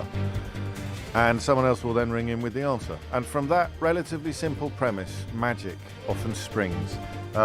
If you've got a question that you want an answer to, you know what to do. And if you make the best contribution of the day, you will win a Mystery Hour board game. I have been so obsessed with writing the new book that I have completely neglected my duties in proofreading the new box of questions and answers for the supplementary pack that we're going to add to Mystery Hour. I will do that this weekend if my colleagues at Big Sky Games are listening. I promise I will do it this weekend. Speaking of Big Sky Games, if you do submit my favourite contribution of this week, you will win a copy of the Mystery Hour board game, a box of the Mystery Hour board game, which you can find at mysteryhour.co.uk. Terms and conditions apply. You can find them at lbc.co.uk, and of course at mysteryhour.co.uk. You can also purchase your own copy of a fun-filled family game. It is 5 minutes after 12. Let's get things underway, shall we? Sedge is in Bognor. Sedge, question or answer? Hello, James. It's a question. Carry on, Sedge. Long-time listener, first-time caller. I've listened to you for years and love what you do. Oh, it's very kind. It's been bugging me for ages, but I don't get many Thursdays off. So why do we swing our arms when we walk? And it's something that occurred to me such a long time ago. And then you start watching people and you see that everyone pretty much swings their arms. But I watched recently an interview with the fantastic Evan Peters, and when he played Jeffrey Dahmer, he commented that Jeffrey Dahmer taught himself to walk without swinging his arms. Why? But possibly just to be different. I think it was a case of because he didn't have to, because it's, again, I think it's one of these just inherent human things that he decided we don't need to do that, so therefore I shan't. Okay. And if we walk with our hands in our pockets, it doesn't slow us down. If we're carrying things, we're not swinging our arms. No, it must be. There must be. It must. Well, partly you don't put your hands in your pockets in case you fall over. I follow that completely because my little boy once did that and gashed his head right open. Oh, dear. He fell over with his hands in his pockets? Yeah, he did. And you'd go down like a tree, wouldn't you? You've got you can't break your fall. And then, it's like a kind of, think of a machine. Yeah. It's momentum almost. I'm not going to give myself an answer. Someone will tell us, but I'm just thinking out loud, Sedge. So you've got, I'm miming it now. I look like a right plank. I don't, you can't really do it without actually sort of walking around without moving your arms. No. I don't feel it impedes your movement. My other thought was that potentially it's a precursor to if we have to run, flight or fight, that we would essentially you pump your arms when you run, and I understand that from a perspective of balance and everything else, but it doesn't really apply when you're walking. Yes, no, you're right. So why do we do it? It might be a combination of some of the things that we've touched upon, but we will find out. Thank you, Sedge. Are you enjoying your day off? Are you taking advantage of it? I'm having a wonderful day, and I'm seeing my daughter later, Caitlin, who's moving away to university in Brighton this weekend, so it's going to be emotional. Of course it is, and good luck to her. Thank you, Sedge. Take care. 7 after 12 is the time. George is in Beckenham. George, question or answer? Question, please. Carry on. How much energy does it take for a spider to spin a web, and what would the human equivalent be? Would it be like running around the block? Oh, okay. Like a full I thought I was going to tick you off for asking 2 questions, but actually you've got no. Your producer I mentioned to say the human equivalent version. That's how we'll measure the energy. So it's a bit like, what do they always say about? What do they always use double-decker buses for? To transport people. Don't be so literal. They like say it's the size of 24 double-decker buses or something like that. So we need the strength of it. No, it makes it understandable. So, you know, if you're saying it takes up the same space as 24 double-decker, but it's as high or whatever. I keep walking into them everywhere, and they are everywhere. Well, it can't be that. It can't be that taxing then, can it? It can't be that taxing then, really. Well, I feel bad because I crush them when I walk past them. And I'm like, oh, have I just ruined this guy's day? Yeah, this little spider's life's work, but it's not. So I don't know that we'll get an answer to this, but I do like the question. So any nudge towards a better understanding of how much energy it takes. I feel guilty when I walk past. No, we can't start doing metaphysics, mate, or ethics. I mean, I will help you come to a slightly better understanding of how much energy it takes for a spider to spin a web, ideally in the context of comparisons to human exertions. That's the word I was looking for. Thank you. Michael's in Mitcham. Michael, question or answer? It's a question, please, James. Carry on. It's why isn't smaller rivers and lakes affected by the tides? Why aren't they tidal? Why? Well, lakes wouldn't be, would they? Well, they're a body of water, like the sea, but they're just smaller. Oh, I see what you mean. Blimey, we've got some weird ones today. I like this. What? I mean, rivers are affected by the tide. Depends on the part of the river, though. So, as I said to your researcher, the Thames, for example, it's tidal up to a point, and I think that point is about Teddington Lock. And yes, it is, because Teddington town. There we go. Yeah. And so beyond that, it's normal flow out. But why? Yeah. I go fishing in bodies of water, and they remain. So really, if we flipped it around, the question would be why do tides work on some bodies of water? I mean, you're saying why do tides not work on some bodies of water? I don't mind. It's probably the same answer, isn't it? Yeah, I know it's something to do with the moon and the gravitational pull and all of that. I think someone once told me that even puddles are tidal, but the movements are so incremental that we can't see them. I don't know if that might be part of the answer, but we need to hear it from someone who knows what they're talking about, don't we, Michael? Yeah, I think so. I think that would only be reasonable. All right, nice one. So which bodies of water are tidal, or indeed, why are some bodies of water not tidal? I like that. Brian's in Lichfield. Brian, question or answer? Question, please, James. Carry on. I was wondering why the Duke and Duchess of Devonshire, their home is in Derbyshire. Yeah, Chatsworth. And Lord Carnarvon, his home is in Hampshire. Why are these two people, all of them are the same? And the Earl of Leicester lives in Norfolk. This is it, yeah. Yes. How come these people don't live where their names are? Duke of Northumberland does actually live in Alnwick, but he's also got Sion House, of course, out Brentford way. Well, I mean, I think if you go back to like when kings were doffing out earldoms, Brian. Yes. I think you just got given the earldom. So there were a certain number of earldoms, and he'd give you the earldom. You didn't have to live there. He'd just make you the Earl of Warwick or the Earl of Leicester. Yeah, but I would have thought when they were dishing them out, they were given. They would have come with a castle. You and I would think they'd come with a castle, wouldn't they? Who lives in Carnarvon Castle then? Has it got nothing to do with? Oh, Carmarthen or Carnarvon? I'm getting confused now. Oh no, Carnarvon is where they filmed.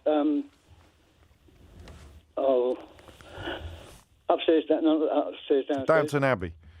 Downton Abbey, yes. That one. What? Yeah. So I mean, maybe back in the day they were, and they've just like the rest of us. They've just migrated around a bit. And found a bigger bit of land to live on. Also they owned so much that they lived on their favourite bit. So they might own what we were talking about. The Earl of Warwick might own. I think he's at Warwick Castle. So actually, this isn't helping, is it? Some of them do fit. Some of them do stay in the county or the castle that's got the same name as their title, and some of them don't. So that's all we want to know. Why do some of them live miles away from the place that their title is named after? Thank you, James. You're very welcome. Where did your interest in this come from, Brian? Well, I do a lot of shooting during the season. Oh, okay. On the fancy estates? Yeah, on a lot of fancy estates. Fair enough. And have you never asked them? Well, no, because you don't like to talk to royal family like that, do you? Well, I do, but probably not wise in the greater scheme of things. I shall try and find out for you, Brian. I like that. So lords and earls, why don't they live where they blooming well should, given their titles and names. 12:13 is the time. Can't be rattling through them today. We've got swinging arms, spiders, webs, lakes and rivers, Earl's names. And Senna's in Bonn in Germany. Senna, question or answer? It's a question. Carry on. So I moved to Germany a year ago from the UK, and I didn't realize that I need to carry cash here. And so naturally I always have, it's not as contactless, you need to carry cash here as the UK, at least in my experience. So naturally I always have a lot of change lying around in my purse. And my question is, so there's another backstory to this question, but when we're paying with using coins at the self-checkout, will the machine realize if we are using coins from a different currency or is that outdated as long as it's of the same dimension as have you tried? Honestly, I think I did once because I've got some coins from back when my parents were traveling 30 years ago that are probably no longer valid. And I think it went through. I think they do. Kind of got me wondering, can I use another currency? Yes, I think you can. If it's a very similar weight and dimension, then you're laughing. Oh, okay. Well, not that we can benefit too much from it because it's going to be just coins. Well, it's also, I imagine it's fraud as well. I mean, if you're doing it consciously, you can't. But I'm pretty sure that, I won't. Because there was it the €1 coin? When there was a big difference between a euro and a pound. Well, that wouldn't be right, would it? Because a euro's much thinner than a pound. I tell you what I did the other day. I'm going to go peak Alan Partridge now, but I didn't have a quid for the supermarket trolley, Senna. And I used a 20p. Oh, that's interesting. Thank you. I think, okay. It's not very interesting, is it, Senna, really? Well, to be honest, once a driving instructor gave me... Yeah, go on. He gave me a keyring and he said you can use this for the trolley. So I think maybe there's a difference between what we can use for a trolley and but we want on an electronic payment machine, can you use coins that are not, dodgy foreign coins? Yeah, not that I'll ever do it, I promise. No, I know, absolutely. You're clearly very honest. That goes without saying. But I like it. I mean, I presume it's all about weight and dimensions, and there must be, by the law of averages, there must be some coincidental coincidings. All coincidings are coincidental, where one coin coincides with another, despite being worth considerably more or less, or both. Or, no, it can't. What? 12.6. I shouldn't have said the bit about the supermarket trolley, shouldn't I? That made me sound quite a lot like Alan Partridge. It's too late now. James O'Brien on LBC. James O'Brien on LBC. 19 minutes after 12 is the time. You are listening to James O'Brien on LBC. I think we might have to be careful with Senna's question because we could be kind of encouraging criminality, couldn't we? So don't give me any examples of very, very low-valued very, very low-value foreign coins that have got roughly the same dimension and weight of British coins that you could therefore use. It was always video games when we were kids. Do you remember? Was it pesetas? I don't know why no one else is going to remember, but there was one coin that you could bring back from your holidays, and it wasn't worth a tiny fraction of what the English coin was worth, but it'd be the 10p's, wouldn't it, back in the day when we were playing a lot of video games. And it was a foreign coin that was worth about 5p or 4 or 5p. And it would do the job of a 10p coin in a British coin-op machine, and that's really what Senna's question is about. Does that still happen, or if not, how do they prevent it from happening? It is 20 after 12. I really like the question about why lords and earls and the rest of it don't live in the places that their titles are from, that are named after. You're sending me a heck of a lot of stuff actually on this. I worry slightly that you're so interested in the aristocracy. We don't really approve of their existence on this programme. I mean, not their human existence, that's absolutely fine, carry on breathing, but the existence of titles and deference and forelock tugging. It's a lonely battle though. Lakes and rivers, which ones have tides and which ones don't in terms of bodies and water, and why? How much energy does it take for a spider to spin a web? But we needed explaining in human terms. So a spider spinning one web is like writing 2 books or something like that. And why do we swing our arms when we walk? If you can answer any of those, you're laughing. Stuart's in Islington. Stuart, question or answer? It's a question, James. Carry on. Right, so you've got the Scottish accent. Aye. You have the English accent. Yes. Okay, you have a border. You do. Is there an accent that's in between English and Scottish? Or does, once Geordie. you get over the border... Geordie. But it's not really Scottish, though, is it? Well, it's way I man. It's more Scottish than Cockney. Yeah, So, but go on. you can tell an English accent Yes. from a Scottish accent. Yes. And it doesn't obviously just change when you get to the border, does it? So Berwick upon Tweed or thereabouts would be the accent we're looking for, wouldn't it? So sort of, or just on the other side of the Scottish border, because presumably they would sound the same as each other. Yeah. So you've got the So the Scottish side of the border will sound Scottish, and the English side of the border sounds English. But when you're on, is there people that live on the border that have got a mixture of accents? Well, it seems unlikely. But why does it change? All of a sudden, There must be an incremental there must change. be a point where it changes. Yeah, there must be. But there can't be a point where it, like, literally you cross a line and the accents the accents change. That's what I'm saying. No, but it can't be. But obviously, but you hear someone and they're quite obviously English, and you hear someone who's quite obviously Scottish. Yeah. Is there an accent where the two are combined? It's a very good question, but I thought Geordie was the answer to the question, but it's not. It's not going to be that, is it? Because Newcastle's quite far south of Berwick upon Tweed. So as you sort of get past Alnwick, which we mentioned a moment ago in the context of the Duke of Northumberland, and then I don't know, where does Scotland actually kick in? Is it Reston or Eyemouth? Even when you look at Wales and England, again, the Welsh accent, the English accent. Well, then you'd be looking at a Herefordshire accent, wouldn't you? Just around Hay on Wye, that neck of the woods, and then what's on the other side? You're very good with geography. I haven't got a clue what you're talking about. I'm appalling at geography, but I'm touring with the new book, bizarrely. So I actually have been looking at rail routes and stuff like that, and I know, and I love that East Coast. If you ever get the chance, you must take that train up the East Coast from London to Edinburgh, and you go through Berwick upon Tweed. It's absolutely beautiful. The second half of it is absolutely glorious. But yeah, I've never yet. So is there like a graph of accents where they gradually transform from English to Scottish? Well, I like that. I don't know that we'll get an answer, but you sort of. It's just one of those things that are sort of sit down. It's one of those nights when you just sit and you've been drinking and you're like, yeah.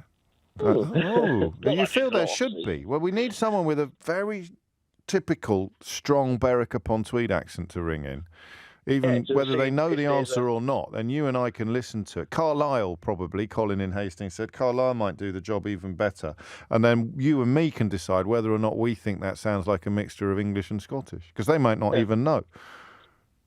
Right, you're on. Yeah, I like that. Accents. Okay. Thank you, Stuart. Mind how you go. It is 24 minutes after 12. You are listening to James O'Brien on LBC. Accents and borders. I'll write that one down. I have to jot something down so I can remember what the question was. 10 franc coin back in the day was valued at about £1, and it was the same size as a 10p coin, says Gary. Barry on the M3. That wouldn't have helped me. And what would you have done? 10. It can't be that, because we did. I mean, where would you use that? You'd use £1. No, I don't see how that helps. Anyway, I'm just digressing. Andy's in Tunbridge. Andy, question or answer? Morning, afternoon, James. Hello, mate. What have you got? Hello. I've got an answer to you about your rivers and seas question. Carry on. So, the question is bound obviously around gravity, and gravity. There's three main components to where the gravitational force comes from: the Earth, the Moon, and the Sun. Yeah. Now, the primary gravitational force on any body of water comes from the Earth, and that is because of its immediate proximity. Yeah. So when it comes to the oceans, because it's already found a level, the primary gravitational force has already kind of been settled. Right. So therefore, the secondary effect of the Moon and the Sun is then dominating that additional movement of those oceans. Yeah. Now, when it comes to lakes, because they are much smaller bodies of water, the same kind of effect is going on, but it's almost imperceptible. Yeah. The difference, so far, with rivers is because they haven't met their settle state as a result of reaching a point where the water becomes level. So they're still acting under the primary gravitational force of the Earth.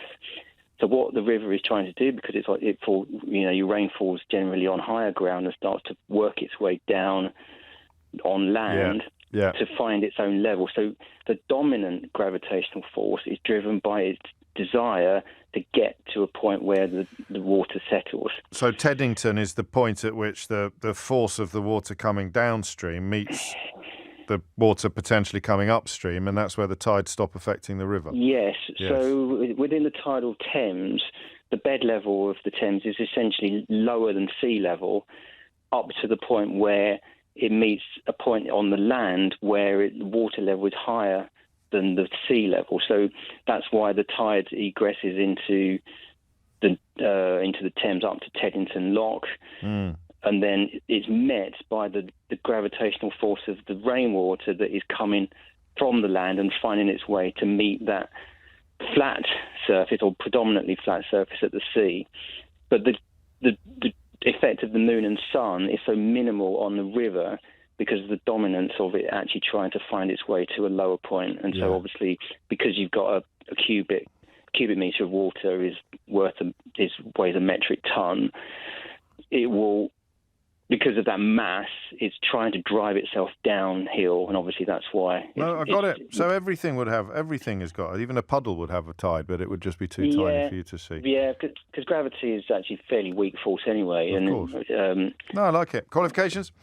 Environment Agency, rivers and seas is kind of things that we do, and do nicely. Twitter and Mystery Our Legend, of course. Andy, thank you. No, thank you. Yes. That's a lovely one. We can take that off. Round of applause for Andy, please. Well done. Sarah's in Worcester Park. Sarah, question or answer? It's a question, James. Hi. Hello. Yes, it's about fizzy water. Okay. So last year I put some fizzy water in a bottle of mine, and I didn't overfill it because I thought the bubbles might make it expand. Yes. And I took it out with me, and it exploded. The top blew off. Where? And my question, where were you at the time? Well, actually, I was at the airport, which was really, really embarrassing, and I made this old lady jump out of her skin. I bet you did. Yeah. Yeah. But my question is, why doesn't that happen when you buy shop-bought, ready-packed fizzy water? Well, where did the fizzy water come from that you poured into the bottle? From my soda stream. Yes. So you'd put more gas in it. So I just made my own little bottle of fizzy water. But you didn't take the soda stream bottle to the airport. You poured it into a different bottle. Just a regular plastic bottle. Yeah.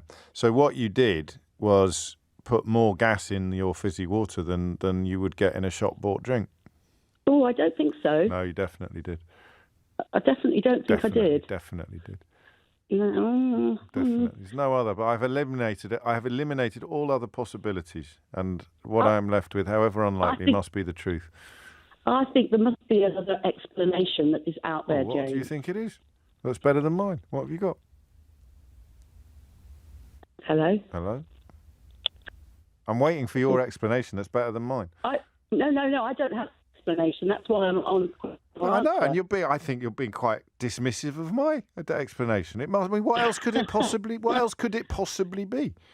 No, because if you have a soda stream, but there's different levels of amounts of gas you can put in it depending on how many times you press down on the little button. I know. And on the new ones, you don't get the clicky noise that you used to get on the old ones. Do you have one back in the day, or have you only got a modern one? I had one back in the day, but my one now is one with pink cylinders. But you remember when back in the day you hold it down and at some point it went and that meant it was Yes.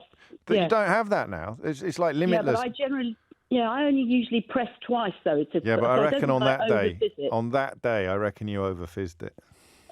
I'm not going to take a round of applause because you're being, frankly, quite dismissive of my attempts to answer your question. But I can't, for the life of me, imagine what else it would be. And it actually exploded. The top flew off. The top flew off, and it made a really loud noise, and it was quite shocking. It would be, wouldn't it? Right, yes. You're on. Why did Sarah's top blow off? is the question from her bottle with the water in that she had overfizzed. It's 12:31. Amelia Cox has the headline. James O'Brien on LBC. James O'Brien on LBC. It is 12:34. You're listening to James O'Brien on LBC. Sheila with you shortly, of course. And at 1 p.m, she will be joined by the Shadow Health Secretary, Wes Streeting, taking your calls. Call from 1 to get your questions in about the state of the NHS and the coordinated strike action now between junior doctors and consultants. And then stay with LBC because at 4 p.m, Tom Swarbrick will be joined by Shadow Education Secretary Bridget Phillipson to take your calls. Join Tom as he questions her about who's responsible for the school concrete crisis. All that and more coming up later today on LBC. Just to clarify, to stop you from submitting your applications to Idiot's Corner by text, government ministers are equally welcome. If not more so, actually, because they've actually got their hands on the lever of power to appear on any of these programmes. But Wes Streeting and Bridget Phillipson appearing today simply because they accepted the invitations. 12:35 is the time. Back to Mystery Hour. John's in Horsham. John, question or answer? It's a question, James. Go on.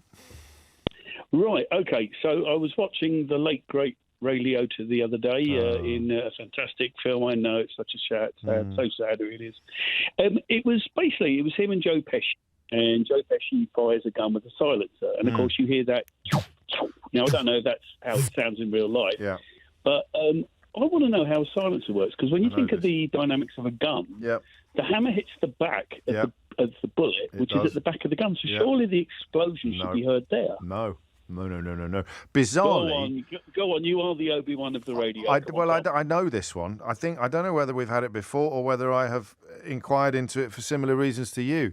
I watched Equalizer 3 the other day with Denzel Washington in it, and that has a lot of. I'm looking forward to watching that. It's a brilliant film, a lot of silencer action, but it's got links to the question that Sarah asked about the top blowing off her bottle, actually, because what makes the noise when the top blows off a bottle or a champagne cork opens is obviously the gas that is being released.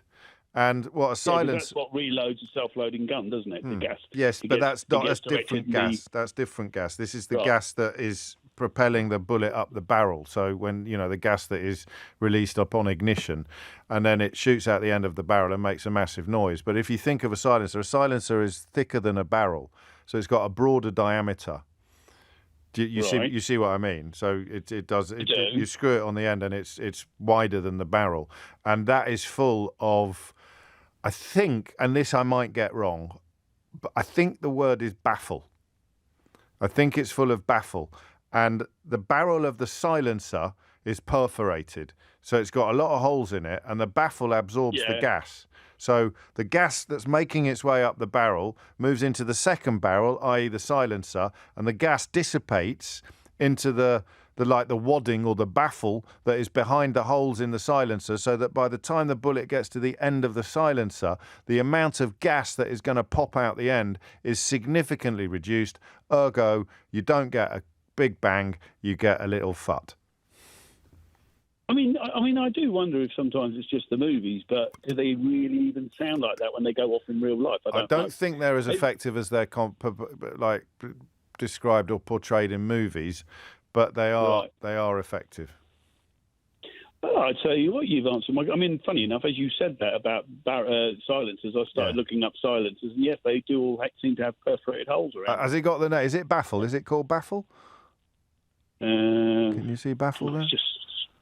Google's just changed it to waffle. Don't. Can we see? Don't worry. Is it what? It's me. That I do the waffle. You do the baffle. Mystery Hour. In fact, it's the marriage of baffle. Yeah, it does. Is it baffle? There is a word there. There is a word about baffles. I'd have to open up that one. No, that's it. Baffle is the stuff behind the holes. Waffle and baffle. Well, baffle and what? There you go. Round of applause for me. Thank you, John. You've done exactly what you said, which is educate me. Well, qualifications. I watch a lot of action movies, and I must have looked it up at some point in the past, or it's come up on the programme. But it's brilliant that you looked it up like that, because then you can actually confirm that I've gone definitive. Thank you, John. Darmenda is in Watford. Darmenda, question or answer? Hello. Answer, James. Carry on. James, so I work for EPOS company who supply retail EPOS in the retail shops. And the till system that in the shops, like self-checkouts. Yes, and, what are they called? EPOS? We call it EPOS system. It's like a retail EPOS, like a POS system. Okay. The point of sale. Point of sale, so electronic point of sale. Electronic point of sale. Yeah, we got there in the end. There we go. Carry on. Okay. So, sorry, a bit nervous. My heart is pumping. First time I'm talking to you. So. Don't worry. Long-time listener, though. Thank you. Yeah. So we work with these machines, and we have a couple of companies who supply this. With like a self-checkout machine in the market, and we integrate those machines. We have our own software, and we work with those companies to integrate this machine. And what happens is this machine has a very like a Bank of England authorized standard to follow. And what happens is these machines are very clever in terms of the design is very clever. Even if it's same weight, but if it's a fake coin, this machine can recognize this fake coins. There is a lot of pound coins or normal coins in the market, they are fake, even though it looks exactly the same as the normal pound coin. Yeah, but a fake, but yeah, go on, carry on. But the material, or I don't know exactly later what technical terms they use or what technical analysis they use on the coin, but they use some kind of technology inside to recognize if it's not just a So weight. you never, ever, when you did, I don't suppose you empty the machines, but if you did... Yeah. You would never find... You never find any fake coins inside. There's not a fake coin, a real coin from a different country. No, it will not take that either, because those ones are configured with the currency of the country. So let's say we have a machine in the UK, it will be configured with the pound configuration. If it's in Europe, it will be configured with the euro coins and euro. So there's no crossover whatsoever? Whatsoever, because it has to go through the standard, and then only it will work. It will reject every single coin, also the notes as well. Even if it's a fake note, it will check the note, it will throw it out as well. It will not take the note in the machine. So are there cameras in there now? Have they got cameras? It's not a camera. It's just, I think, what we've been told, because these companies are specialized in these machines. Yes. And they use Bank of England standard to recognize the fake coins and fake notes. Fair enough. In the machine. So they throw these coins out automatically. It will not take those coins in the machine itself. And as I said, it is country specific anyway, so you can't use euro in the UK. It's never going to happen. Never going to happen. You can't do it. And whereas back in the olden days when things were being done by simpler engineering... Yeah, just check it. Just looking at it. I mean, by looking at it, I have seen it by my hand, by my eyes. What happens is there's a fake coins in my hand and a real coin. When you look at it, it's exactly the same. Literally, you can't even the design. But the machine can. The technology can do what the human can't do. Exactly, and it's designed for that purpose, because nobody can. Otherwise, it's going to be everywhere. Are there any secret codes? Unfortunately, I'm not aware of it, but maybe. I thought you were about to tell me that. Yes, just type in this. I'll be a millionaire otherwise. You would be. This is true. And probably in jail, briefly, depending on which one they sent you to. Dharmender, take care, mate. A round of applause for Dharmender, please. Look at that. Thank you, James. Thank you. You made my day. Thank you, you made mine as well. Thank you, mate. Stay safe. 12:42 is the time. John's in Dulwich. John, question or answer? John? Hello. Hello. Good afternoon. Well, hello indeed. Welcome aboard. Thank you. I have a question. Yes. When I was growing up, it was a constant riff from my grandparents and my mother that if I didn't get a good night's sleep, I'd get bags or shadows under my eyes. Yes. Is it true? And if so, why? Yes, I think it must be true, because I've seen it on my own face. But we want to know what's causing it. I've got the word lymph something in my head. No, it's no use at all. I went to Dulwich for the first time this week, John. It's delightful. It's a really lovely part of the town, isn't it? Really lovely part. I was a bit silly because for some reason in my head I got Greenwich mixed up with Dulwich. You can see why. I mean, they sound quite similar. So I had a splendid time with Mick Heron at Dulwich College as an event arranged by the Dulwich Bookshop. But I only realised I'd made a mistake when I looked up how do I get a boat to Dulwich, and realised that I'd got it mixed up with Greenwich. But luckily I did that. I did that in good time to realise it would have been, if I'd been banking on going by boat, it could have all been a bit embarrassing. Sorry, I know this isn't what you rang up for. Why is the Dulwich Picture Gallery so famous? Because I went a little early hoping to pop into the Dulwich Picture Gallery, knowing that it is a famous picture gallery, but it shut at 5 and I got there at 5:15 and I didn't have an event till 7, so I just sort of wandered around like a bit of a nomad. What's in it? Why is it? Why was I aware of it as being a place worth visiting? It was founded by a chap called John Soane. It's the Sir John Soane. So, yeah, got it. No, that's why. So because I know the Sir John Soane Museum in Lincoln's Inn Field, and he's got the place out in Ealing as well, which was like his country house. And so that is why I knew. That's a brilliant. I'll give John a round of applause. Beautifully done, John. There, you solved one of my mysteries. I don't think that's ever happened on Mystery Hub. If it's exactly because I know quite a lot about Sir John Soane, that I would have been keen to go to the Dulwich Picture Gallery. I'll try and get your answer in return about bags under the eyes. And if anyone hasn't been to Dulwich, lovely part of the world. Lovely part of the world.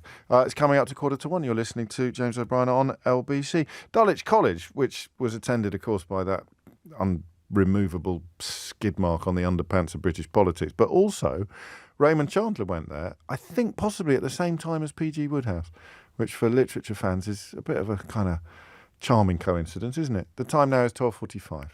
James O'Brien on LBC. James O'Brien on LBC. It's 12:48. You're listening to James O'Brien on LBC, where we need a lot of answers before 1 o'clock. Why do we swing our arms when we walk? How much energy does it take for a spider to spin a web in human terms?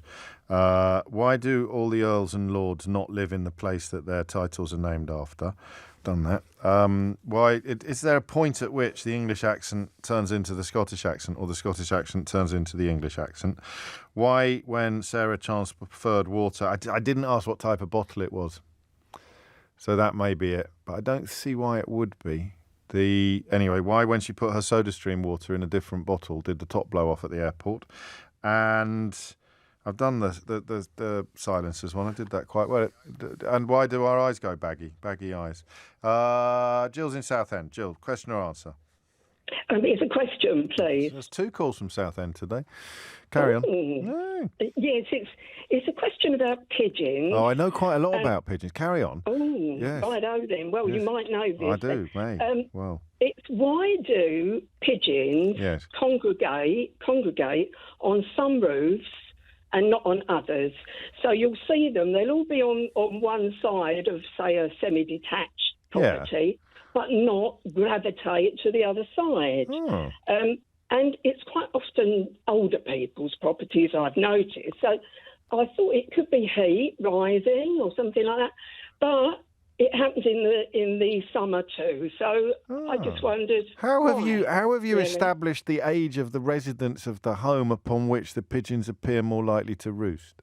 Well, I may have that wrong. That is I'm just wondering what your research is, because I think you're right. I live in a bungalow. I live in a bungalow, and I live in probably a predominantly older area. Oh, okay. But it still doesn't explain why they. I know this. They sit on. No, you're right. It is. They are generally older. Some are not others. The homes, and the reason is, Jill. Right. Yeah. that pigeons, they actually do like listening to human voices. Really? Yes. So what you find is that older people have their radios turned up quite high. And therefore the pigeons will settle on the home where the radio is on higher, and that is the answer to your question. Right. Okay. Or televisions, so or television, because the older people are likely to be a bit harder of hearing. Slightly hard of hearing. Hard of hearing. Yeah, so so they turn the volume up, and that is why the pigeons are sitting on the houses of the. I'm going to have to go and listen at their doors now. Well, you will notice they've probably got me on. Actually, I hope. But whatever you do, don't tell them to turn it down. Oh, right, okay.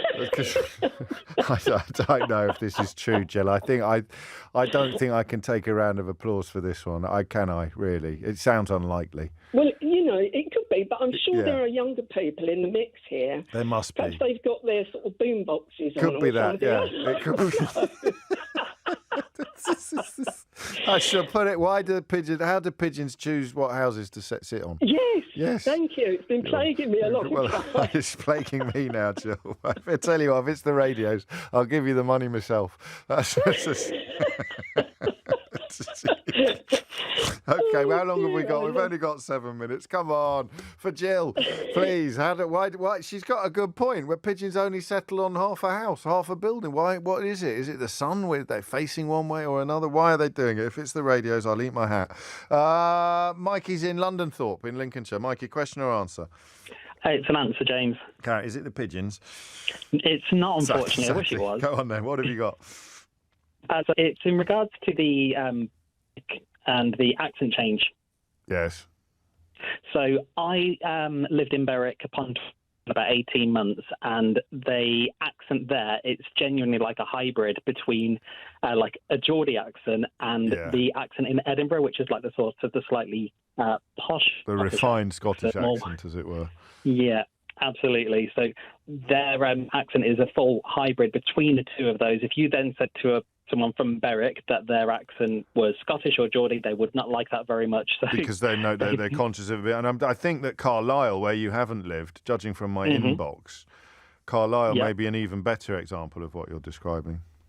Yeah, so I'd say it's around about the same sort of thing from there, because it's kind of like the further north you get, the stronger the accent will get. So when you are on the line of Berwick, they have their own unique accent, and then So it does. So I think So what Brian needs to do? No, it wasn't Brian that asked the question. Who was it? It was Stuart. Needs to get himself up. He needs to get himself up there. Go on that train journey I told him about, and absolutely, and check out Berwick upon Tweed and Carlisle. I wonder. We don't know what the Welsh equivalent might be. I'm thinking around Goodrich Castle, that neck of the woods, where the Welsh border is literally where all the castles are. You probably get a similar. Yeah. But of course, what you remind us of is the gradations of accents you have as you move into Scotland, and by the time you get into the Highlands, you've got a much more thick accent than you've got in Edinburgh, for example, and Glasgow. Exactly. Comparing Glasgow to Edinburgh are very different as well. I like this. Thank you. A round of applause for Mikey. Nicely done. Quick clarification: Sir John Soane designed the gallery for the founders of the museum, the gallery in Dulwich. Rosemary's been in touch, who volunteers at the Dulwich Picture Gallery. It was actually the founders Noel Desainfants and Francis Bourgeois who put together the old master collection for the King of Poland, who was living in Dulwich, having been deposed.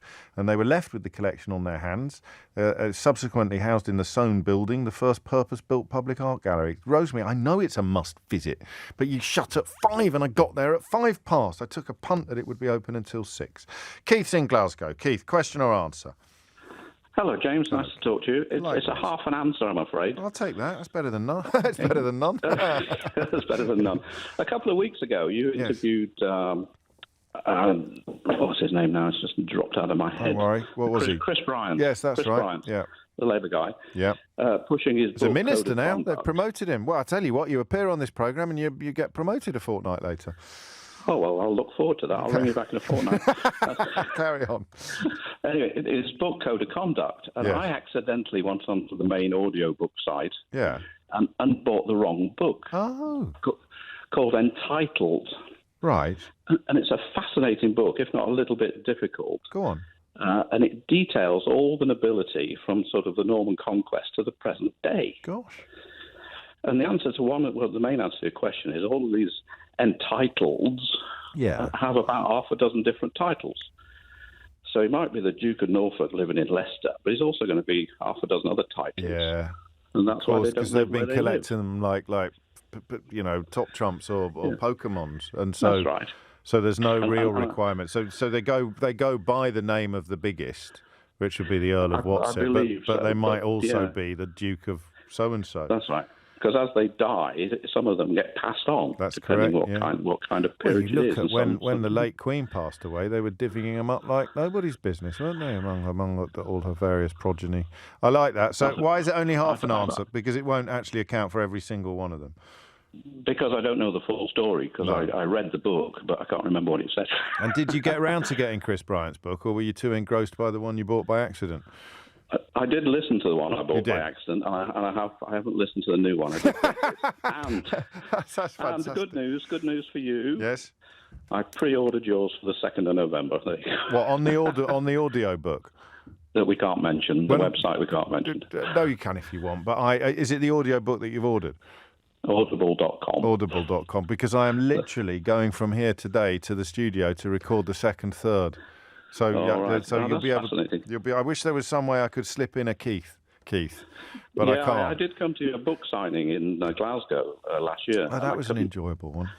Yeah, and you couldn't sign my audiobook. I don't know how we're going to do that, James. No, we must find a way. I suppose I could put a thumbprint on your tablet or something like that. Keith, thank you.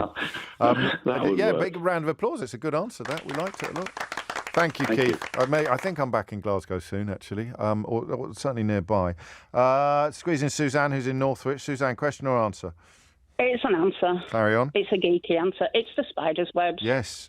How much energy? A clarification. There isn't, because not all spiders make webs. But that's pedantic. The ones that do, I'm asking about, obviously. Yeah, but they all make different ones. Yeah, so you you have can't something say. like a cellar spider. Yeah. Will make a cottony web in the corner of the room. Correct. A garden spider will use a child-drawn spider. Well, web, any spider at all. Pick a answer. spider. Go on, pick a spider. Any spider. Pick a spider. Yeah, go on, pick a spider. I'll go for a funnel web. And how much energy does it take? trapdoor. How much does it for a funnel web to spin a spider web? Because they're quite big, it takes about 30% of their body energy. Flipping heck! Because they don't. Oh God, this is really going geeky. Something not like a geeky, garden it's spider will eat fascinating. it. Will Right. eat its web and move it. And then regurg. A funnel web. Yes, they use the amino acids and the proteins to remake their webs. A funnel web. So when you say 30% of the thing, would that would be like me being on the rowing machine for so long that I used 30% of my body weight, or no, your energy. What Depends what it's eating. It depends. It depends on the size of the spider. So I know, but we're just focusing on one spider. One spider. One funnel web spider. web, So it's 30% of the last meal I ate, or it's 30%. What is it? 30%. 30% of the energy that's in it. But how much so whatever energy is in it. But I'm thinking if you've eaten 1,000 calories, it's like 300 calories. Oh, okay. So a third of the available calories. Available calories, yeah. All right. Qualifications? I did spider's webs for my dissertation. What was it titled? Spiders. Tensile strengths of spiders' webs. Page turner, that one.